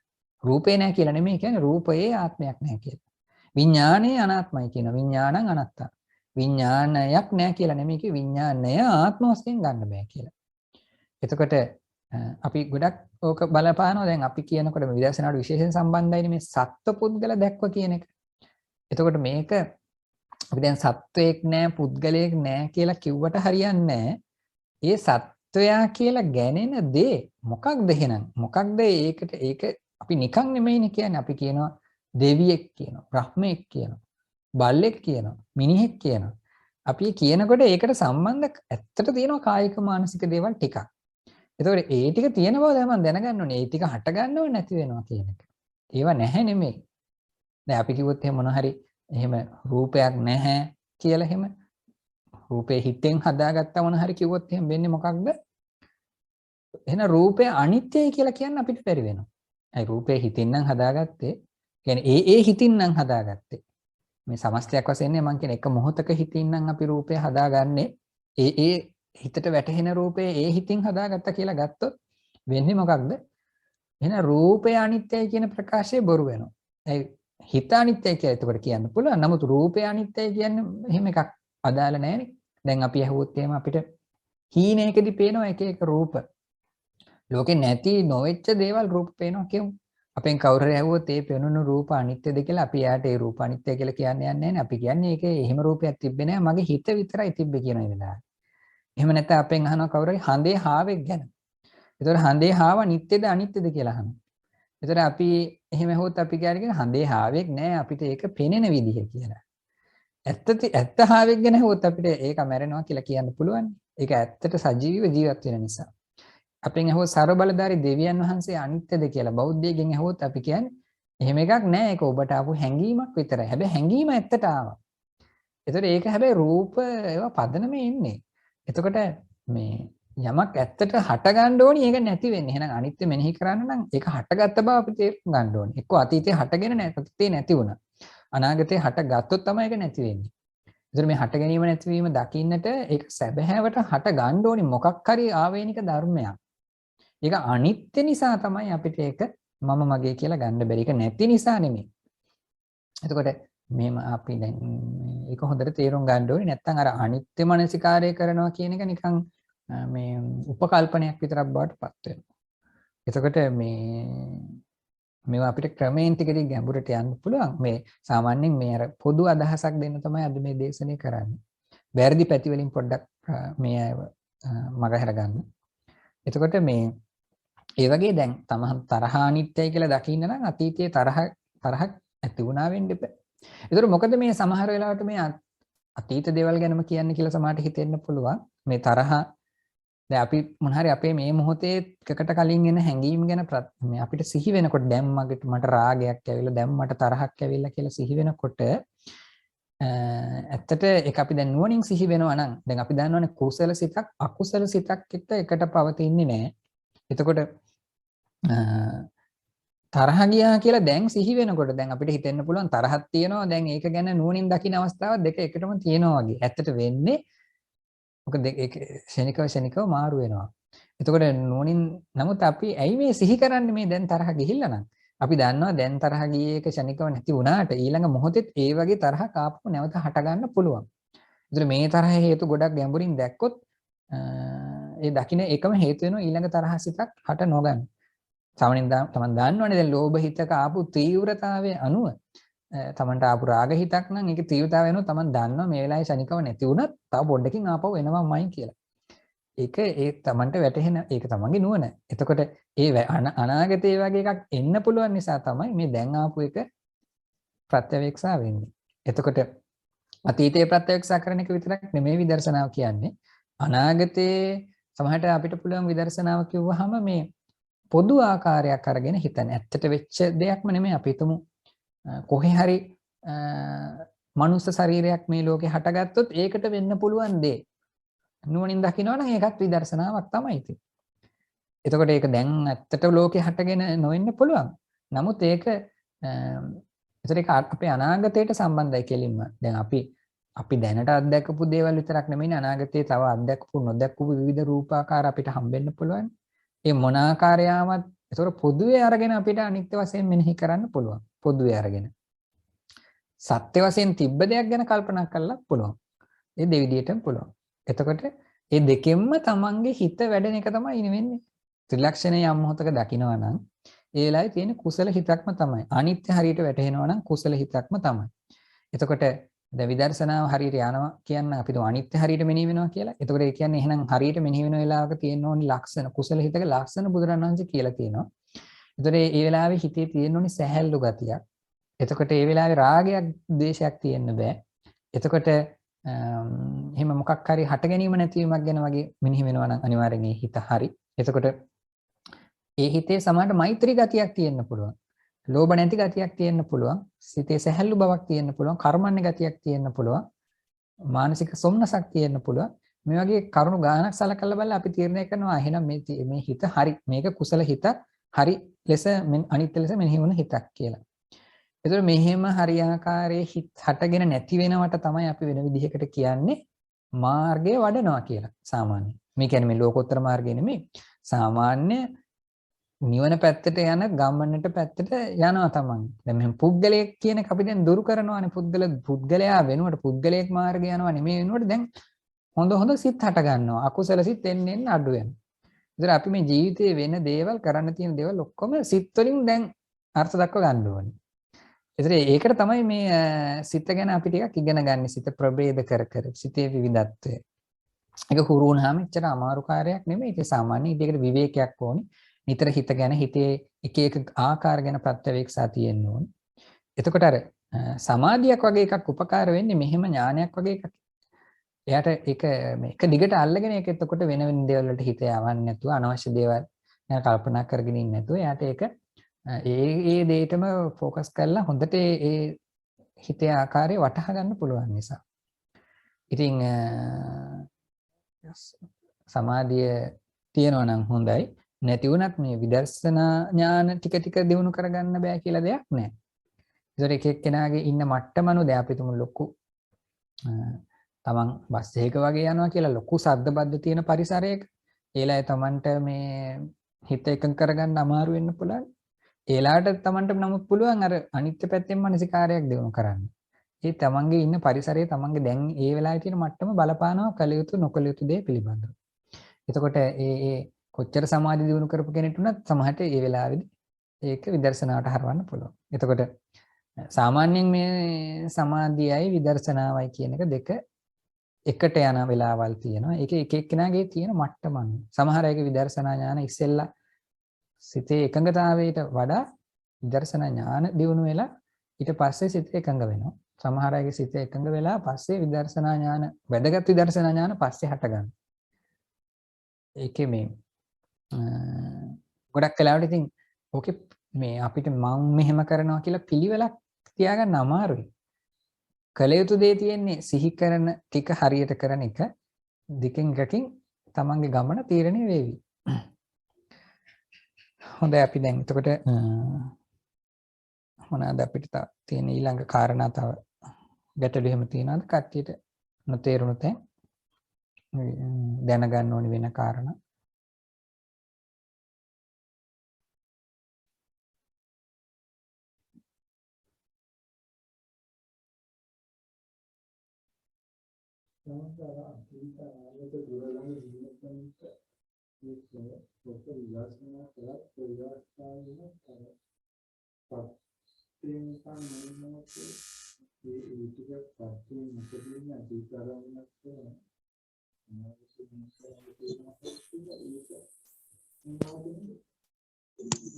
ඔව් එහෙම.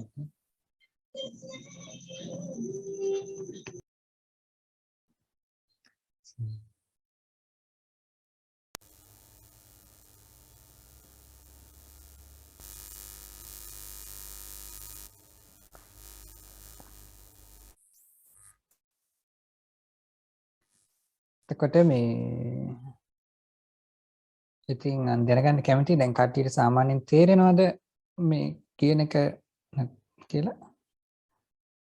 යම්කිසි අදහසක් තියෙනවද?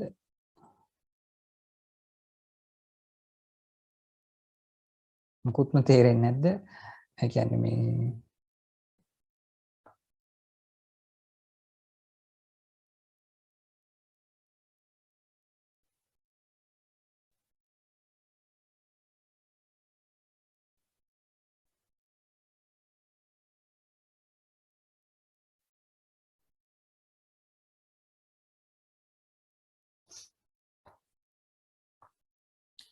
ඔව් අපි ඔව් තා පොඩි කාරණයක් කියලා එහෙම වුණොත් දේශනාව නවත්තනවා.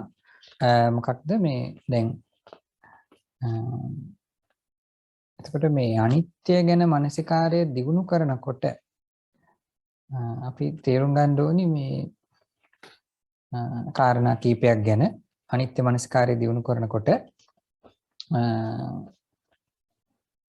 දියුණු කරන්නේ ඉස්සෙල්ලා අපි ඉස්සෙල්ලාම තේරුම් ගන්න ඕනේ එකක් තමයි මේ නිට්ටයව හිතෙන හැටි තමන්ට නිට්ටය විදිහට හිතෙන හැටි.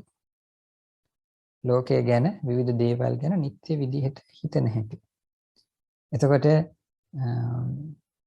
අපි තුමු කවුරු හරි තමන්ට බැන්න කියලා. ඒකට බැන්න කියන එක අපි දැන් අපිට නැවත මතක් වෙනකොට මෙයා මට මෙහෙම බැන්න එදා කියලා වගේ හිතෙනකොට ඒ බැනපු දේ මොකක් හරි දෙයක් තාම තියෙනවා ඉතින් ගොඩක් අතීතේ බැන්නට ඒ බැනපු බව තියෙනවනේ. ඒ වගේ අවස්ථාවලින් අපිට තේරුම් ගන්න පුළුවන් ඒ හිතේ තියෙන එක්තරා නිත්‍ය ලෙස ගන්න ගතියක් ඒ අතීත සිද්ධියෙන් ආපු දැනුම. එතකොට ඒ වගේ වෙන දේවල් වෙන අය හිතපු දේවල් කියපු දේවල් මොන හරි රූපයක් ගැන මතක් වෙනකොට අපි තු මහ පොළොව ගැන මතක් වෙනවා කියලා. මහ පොළොව නිකන් කාලයක් තියෙනවා වගේනේ මිනිස්සුන්ට හිතෙන්නේ. ඒ වගේ ඒ හැම එකකම නිත්‍යයි කියන පොඩි සංඥාවක් තියෙන්න පුළුවන් ගොඩක් අයට. ඒතකොට තමන්ට එක දේවල් ලෝකේ දැනෙනකොට මේ නිත්‍ය පැත්තට බරවද දැනෙන්නේ අනිත්‍ය පැත්තට බරවද දැනෙන්නේ කියලා දැනගන්න ඕනේ. දැන් ඒතර අනිත්‍ය මනසිකාරයෙන් අපි අර නිත්‍ය සංඥාව ටිකෙන් ටික දුරු කරලා යවනවා. ඉතින් මෙන්න මෙහෙම මේ ඒ වගේ දේවලුත් අපි ප්‍රත්‍යවේක්ෂා කළ යුතු වෙනවා ටිකෙන් ටික සිත දියුණු කරනකොට. ඉතින් මේ කාමතර කාරණයක් හැටියට කිව්වේ. ඒතර මම දැන් මේ දේශනාවේදී සඳහන් කරන්න යෙදුන ටිකක් බංගානුපස්සනා ඥානය ගැන, විඥානයේ විවිධ ආකාර ගැන, විඥානයයි ආරම්භණය අතර තියෙන සම්බන්ධය ගැන. එතකොට මේ සාමාන්‍යයෙන් මොකද්ද විදර්ශනා කරන්න කියන්නේ කියලා ඊට පස්සේ අපිට මොනවද කරන්න තියෙන්නේ කියලා ඒක සම්පූර්ණයෙන් කතා කළේ නෑ. එතකොට තව නොකියපු දේ ගොඩක් තියෙනවා. නොකියපු දේ තමයි විඥානය ගැන විතරයි මෙතෙන්දි කතා කළේ. රූප ගැන කතා කළේ නෑ. වේදනා සංඥා සංස්කාර ගැන කතා කළේ නෑ. ඒව ගැන හරියට කියලා දුන්නේ නෑ. එතකොට මේ චේතනාව කියන්නේ මොකක්ද? අවිද්‍යාව මොනවාද ඒව ගැන කතා කළේ නෑ. මේ සිත සම්බන්ධව තියෙන ප්‍රධාන එක ධර්මයක් ගැන තමයි අපි කතා කළේ. එතකොට මේ සිත කියන්නේ හැමතිස්සෙම වගේ විඥානයක් හටගනිද්දී අපේ ජීවිතය තුළ ගත වෙන නිසා මේ විඥානය අපි අවබෝධ කරගන්නවා කියලා කියන්නේ ජීවිතය අවබෝධ කරගන්නවා කියන එකම තමයි. ඉතින් ජීවිතයේ ප්‍රධාන කොටසක් අවබෝධ කරගන්නවා කියන එක.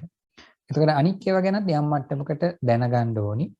එතකොට තමයි අපිට මේ කෙනෙක් දැනගන්න අතරේ තමන්ගේ ජීවිතේවත් තමන් අත්දකින්න විදිහ ගැන දැනගන්න ඕනි. ඊට පස්සේ ඒවා ත්‍රිලක්ෂණයට ලංවන එක තමයි කරන්න තියෙන්නේ. එතකොට මේ කායික මානසික දේවල් ඇත්තටම ගොඩක් දේවල් මේ තමන්ගේ ලබන අත්දැකීම් තුලින්ම තමන් ජීවත් වෙන ඒ හැඟීම් තුලින්ම මතු කරගන්න පුළුවන්. ඒ අමුතුවෙන් හොයන්න දෙයක් නැහැ ඒවා. එහෙම ගතියක් තියෙනවා. අමුතුවෙන් තියෙන දේවලුත් ටිකක් තියෙනවා. නමුත් මේ සාමාන්‍යයෙන් මේ නාම රූප කියන ඒවා විඥාණය, සංඥා ඔය වචන තමයි ටිකක් බර. නමුත් මේවා අපේ මේ අපි අත්දකින අවස්ථාවක හිතේ තියෙනවා. එතකොට ඒ රූප බලලා අපිට කියන්න පුළුවන් ඒ ආකාර. එතකොට මේ ඒ අත්දැකීම් තුලින්ම මේවා මතු කරලා ගන්න ඕනි. ඊට පස්සේ ඒවා ත්‍රිලක්ෂණයට නංවන්න ඕනි. අනිත්‍ය දුක්ඛ අනාත්ම ලෙස මෙනෙහි කරන්න ඕනි. එහෙම නැතුව හිතන්න එපා මේවා හරි සියුම් දේවල් මේ අපිට දැනෙන්නේ නැහැ සාමාන්‍යයෙන් කියලා. දැනෙනවා ඒවා. වර්ණය කියන එක අපිට දැනෙනවා නේ රූපය කියන එක. එතකොට ඥානයේ තියෙන වෙලාවට විතරක් නෙමෙයි මේවා ගැන දැනෙන්නේ. මේ නාම රූප ධර්ම ගැන දැනෙන්නේ ඥානයේ තියෙන වෙලාවට විතරක් නෙමෙයි. ඥානයේ නැති හිතකටත් දැනෙනවා. එතකොට ඥානයේ තියෙන වෙලාවට හොඳට දැනෙනවා. එතකොට දැන් චක්කු විඥානයකට දැනෙන්නේ රූපය. සෝත විඥානයකට සද්දේ. ඔය සිත් අර ඒ විපාක සිත් වශයෙන් ගත්තාම මේ වෙලාවේ ඥානය කියලා දෙයක් නැහැ. ඒක නිකන් විපාක හිත්. එතකොට මේ ඒක අනිත්‍ය දුක් ලෙස මෙනෙහි වුණොත් කුසල සිතක්. ඒකට ලෝභයක් ආවොත් අකුසල සිතක්. ඒතර මේ නාම රූප කියන දේවල් අර ගොඩක් අයගේ මේ භාවනා කරද්දී තියෙන ප්‍රශ්නයක් තමයි මේවා මේ ආමුතු විදිහට ගැඹුරුයි කියලා හිතන එක. මේවා නිකන් අපිට දකින්න බෑ. ඒ කියන්නේ මේ නාම රූප නිකන් පේන්නේ. මේවා සමහර නාම කිව්වහම සංඥාව එහෙම කියලා කිව්වහම එහෙම නෙමෙයි මේවා ගැන අපි නිතර තේරුම් ගන්න තමන්ම මේවා ගැන නිතර කතා කරනවා. මට දැනුණා කියලා කියනකොට අපි තමන්ම කතා කරලා තියෙන විඥාන ගැන. මං හඳුනාගත්තා කියනකොට තමන් කතා කරලා තියෙන සංඥාව ගැන. මට දැනෙන්නේ නැහැ කියලා මිනිස්සු කියනකොට ඒ කතා කරන්නේ විඥානයක් මං දන්නේ නැහැ එහෙම කියලා කියනකොට යමෙක් ප්‍රශ්නයක් අහලා මං දන්නේ නැහැ කියනකොට මේ මොකක් හරි දෙයක් ගැන විඥානයක් හටගත්තේ නැති එක ගැන තමයි කතා කරන්නේ. එතකොට මං හිතලා බලන්න ඕනි කියලා කියනකොට චේතනාව ගැන තමයි කතා කරන්නේ. කල්පනා කරන්න ඕනි ඕක ටික. ඒ විතර්කය ගැන තමයි මේ කතා කරන්නේ. එතකොට මේ අපි කතා කරන්නේ අපිට ඒ දේවල් දැනෙන නිසානේ. එතකොට මේ නාම රූප ධර්ම ඔක්කොම Tamanට දැනෙනවා. නමුත් දැනෙන්නේ සමහරලාට කලවම් වෙලා අවුල් වෙලා. දැනෙන්නේ නැති එක නෙමෙයි ප්‍රශ්නයන් එක වැදගත්. ඒ දැනෙනවා දැනෙන්නේ වැරදියට. වැරදියට දැනෙනවට අපි කියනවා විපල්ලාස, චිත්ත විපල්ලාස, ditthi විපල්ලාස කියලා. එතකොට ඒ වැරදියට දැනීම් ටික ලිහලා අවුල ලිහලා හරියට දැනෙන්න යෝනීව ගැන. එතකොට මේ ලෝකේ නාම රූප ධර්ම මේ සියලු දේවල් අනිත්‍ය දුක්ඛ ලෙස දැනෙනවා නම් ඒ බුදුරණන් වහන්සේ කිව්වේ මේ සියලු සංස්කාරය අනිත්‍ය දුක්ඛ අනාත්ම ලෙස දැනෙනවා නම් ඒ වෙලාවෙම එයාගේ සිත නිවනට බැස ගන්නවා කියලා. එතකොට නිවන මොකද්ද කියලා 아무තෙම හොයන්න දෙයක් නැහැ. අර එහෙම දැනෙනවා නම් එයාගේ නිවනට බැස ගන්නවා. කියන්නේ මේ ලෝකේ ඔක්කොම දුකක් ලෙස දැනෙනවා නම් එයාගේ හිත ලෝකයෙන් ඈත් වෙනවා කියලා. ඉතින් එහෙම මේ එතකොට අපිට නිශ්චිත මාර්ගයක් තියෙනවා. දැන් මේ බුදුදහමේ තමයි මේ මෙහිම අනිත්‍ය මනසිකාරය දියුණු කරලා මේ ලෝකේ කෙලවරට යන්න පුළුවන් කියලා තියෙන. වෙන ධර්මයක නැහැ. වෙන ධර්මවල තාපසෝ ඉන්දියාවේ එහෙම කියන්න පුළුවන් මේ මරණය ගැන ඔබ නිතර සිහි කරන්නේ. ඒකෙන් ඔබ ජීවිතයේ දියුණුවටපත් වෙයි. එහෙම නැත්නම් ජීවිතයේ අනිත්‍ය ස්වභාවය ඔබ දියුණු ගන්න. ඒක ඔබට හොඳයි. ඔබ එතකොට අප්‍රමාදී වේවි කියලා කියන්න පුළුවන් වෙන ධර්මවල. බුදුරන් වහන්සේ ඒකාන්තයෙන්ම කියලා තියෙනවා යමෙක් අනිත්‍ය හරියටම දකිනවනම් එයා එතනම නිවන් දකිනවා. ඒ කියන්නේ යමෙක් අනිත්‍ය හරියටම දකිනකොට එයා ලෝකේ දුකයි කියලා දකිනවමයි. පරිපූර්ණව දකිනවනම් අනිත්‍ය දුකයි පරිපූර්ණව දකිනකොට ලෝකේ අනාත්මයි කියලා දකිනවමයි. ඒ තුන එකට වෙන්නේ.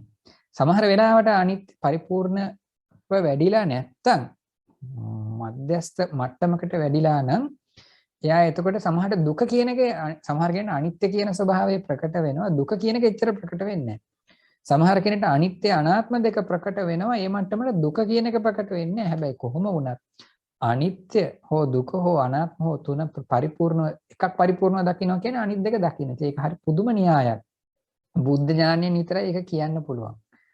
මෙහෙම ලෝකයේ අනිත්‍ය සම්පූර්ණයෙන්ම දැක්කොත් අර අපි කියන්නේ ගාථාවලට කියනවානේ සබ්බේ සංඛාරා අනිච්චාති යදා පඤ්ඤාය පස්සති අත නිම්බින්දති දුක්ඛේ සමග්ගෝ විසුද්ධිය. සියලු සංස්කාරය අනිත්‍යයි යම් කලක නුවණින් දකීද එකල්හි මේ දුකෙහි කලකිරේ. ඒක නිවනට සුද්ධ වීමට හිත පිරිසිදු වීමට මාර්ගය. එතකොට මේ ඒක මහ පුදුම ධර්ම න්‍යායයන් තියෙනවා බුදුරන් වහන්සේ මේ විදර්ශනාව ගැන කියපුවා. මේ සූත්‍ර පිටකේ තියෙනවා.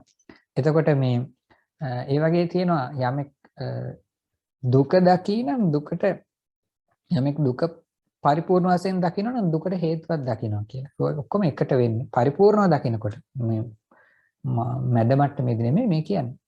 එතකොට යමෙක් සියලු ලෝකේ අනාත්මයි ලෙස දකිනවා නම් එයා ඒ වෙලාවෙත් මේ නිවනට ප්‍රවේශ වෙනවා. එතකොට ඉතින් මෙහෙම මේ අපිට කරන්න පැහැදිලි දෙයක් තියෙනවා මේ ධර්මයේ තුල. කියන්නේ බුදුරණන් වහන්සේ කියලා තියෙන මේ අනිත්‍ය සංඥාව තමයි ලෝකේ තියෙන වටිනාම සංඥාව. ඒක වෙන හිතේ ආකාරයකට වඩා වැඩුවොත් වටිනාම ප්‍රතිඵල ගෙන දෙන්නේ. ඉතින් අපි මෙයටත් කියන්නේ එතකොට අනික් දේවල් කරන අතරේ මේ අනිත්‍යතාවය පිළිබඳ හැඟීම දියුණු කරගන්න උත්සුක වෙන්න. එතකොට මේ විදර්ශනා පිළිබඳ ඒ කියන්නේ ඒකට පදනම ඒකයි. තියෙන ප්‍රධාන පදනමක් ඒකයි. බුදුරණන්සේ නිතර කියන එකත් තමයි මේ අනිත්‍යතාවය නිතර මෙනෙහි කරන්න කියලා. ඔබට දන්න විදිහට මේ ශරීරයේ සිත සම්බන්ධ ස්වභාවයන්ගේ හට ගැනීම නැතිවීම ගැන නිතර මතක් කරන්න. සරලව කිව්වොත් එච්චරයි. එතකොට තාතව ගැඹුරට අනිත්‍යතාවය වැටහෙවි. එතකොට මේ ඒ තාතා ගැඹුරට අනිත්‍යතාවය වැටහෙන්නත් දන්න විදිහට අනිත්‍යතාවය මෙනෙහි කරන එක තමයි හේතු වෙන්නේ. ඉතින් ඒකට තව සමාධිය වෙන කාරණා ධර්මඥානෙ බලපානවා. නමුත් දන්න විදිහට අනිත්‍යතාවය මෙනෙහි කරන එක ඒකාන්තයෙන්ම Tamanට ප්‍රබල ලෙස බලපානවා. අනිත්‍යතාවය ගැන නිතර අනිත් අයට කියන්න. එතකොට ඒක මේ Taman දැනට කරන පොඩි වෙලාවට කරන අනිත්‍යතාවයේ පිළිබඳ කරන සිහිපත් කිරීම පොඩි කියලා හිතන්න එපා. ඒක හරියම බලවත් කුසල සිතක්, ලෝකේ තියෙන වටිනාම සිතක්. ඒක මේ සමහර අය මෙහෙම කියනවා නිකන් මේ අනිත්‍යයි කියලා කියන්නේ හරි ගැඹුරු ඥානයක්, ගැඹුරු දෙයක්. මේ ওই නිකන් මේ ලෝකේ තියෙන දේවල්, ශාරීරික දේවල් අනිත්‍යයි කියලා හිතුවට ඒක නෙමෙයි මේ අනිත්‍යයි කියලා දකින්න ලෝකෝත්තර ඥානයක් කියලා. මේ දැනට කරන යන අනිත්‍ය මේ පල්ලෙහාට දා ගන්නවා. එහෙම හිතන්න එපා. මේ ඇත්තට දැන් තව ඉදිරියට ඉගෙන ගත්තොත් තේරෙවි මේ මොකද්ද ගැඹුරු අනිත්‍ය, මේ මොකද්ද සරල අනිත්‍ය කියලා. නමුත් මේ පොඩි මොහොතක කරන අනිත්‍ය මනසිකාරය නැතුව, ඒ සරල අනිත්‍ය නැතුව අපිට ගැඹුරු අනිත්‍යයකට කවදාවත් යන්න බෑ. මේ ලෝකේ අපිට අත්දකින්න දේවල් නැති වෙනවා කියන ඒ අවබෝධය නැතුව ගැඹුරු අනිත්‍යතාවයකට යන්න බෑ කියලා හොඳට කල්පනාවේ තියාගන්න ඕනේ. එහෙනම් අපි මේ දැනට මේ දේශනේ අවසන් කරනවා. අද සාකච්ඡාව ධර්ම දේශනේ. ඉතින් අවසාන වශයෙන් කට්ටියට ගැටලු මොනවා හරි තියෙනවද?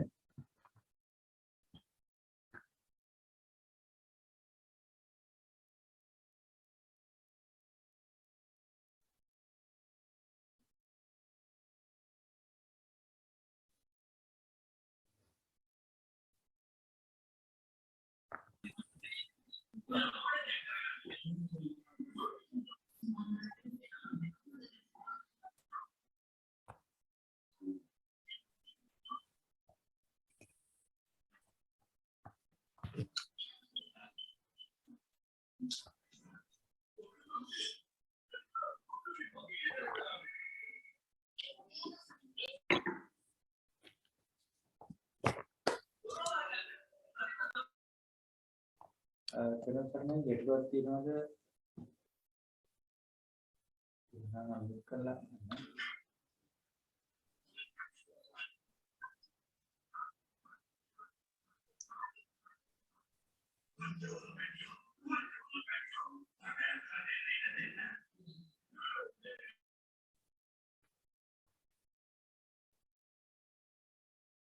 අනේ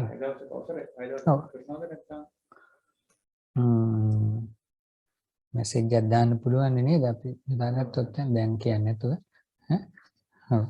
එහෙනම් සියලු දෙනාටම තෙරුවන් සරණයි. මේ ධර්ම ශ්‍රවණයෙන් ධර්ම දේශනාවෙන් මේ ලබාගත් ආ සියලු පුණ්‍ය ශක්තිය සියලු දෙවියෝ ශාසන ආරක්ෂක සියලු දිව්‍ය රාජ මණ්ඩලයත් අනුමෝදන් වෙත්වා. මේගේ ආරක්ෂක ඉෂ්ට දේවතාවොත් අනුමෝදන් වෙත්වා.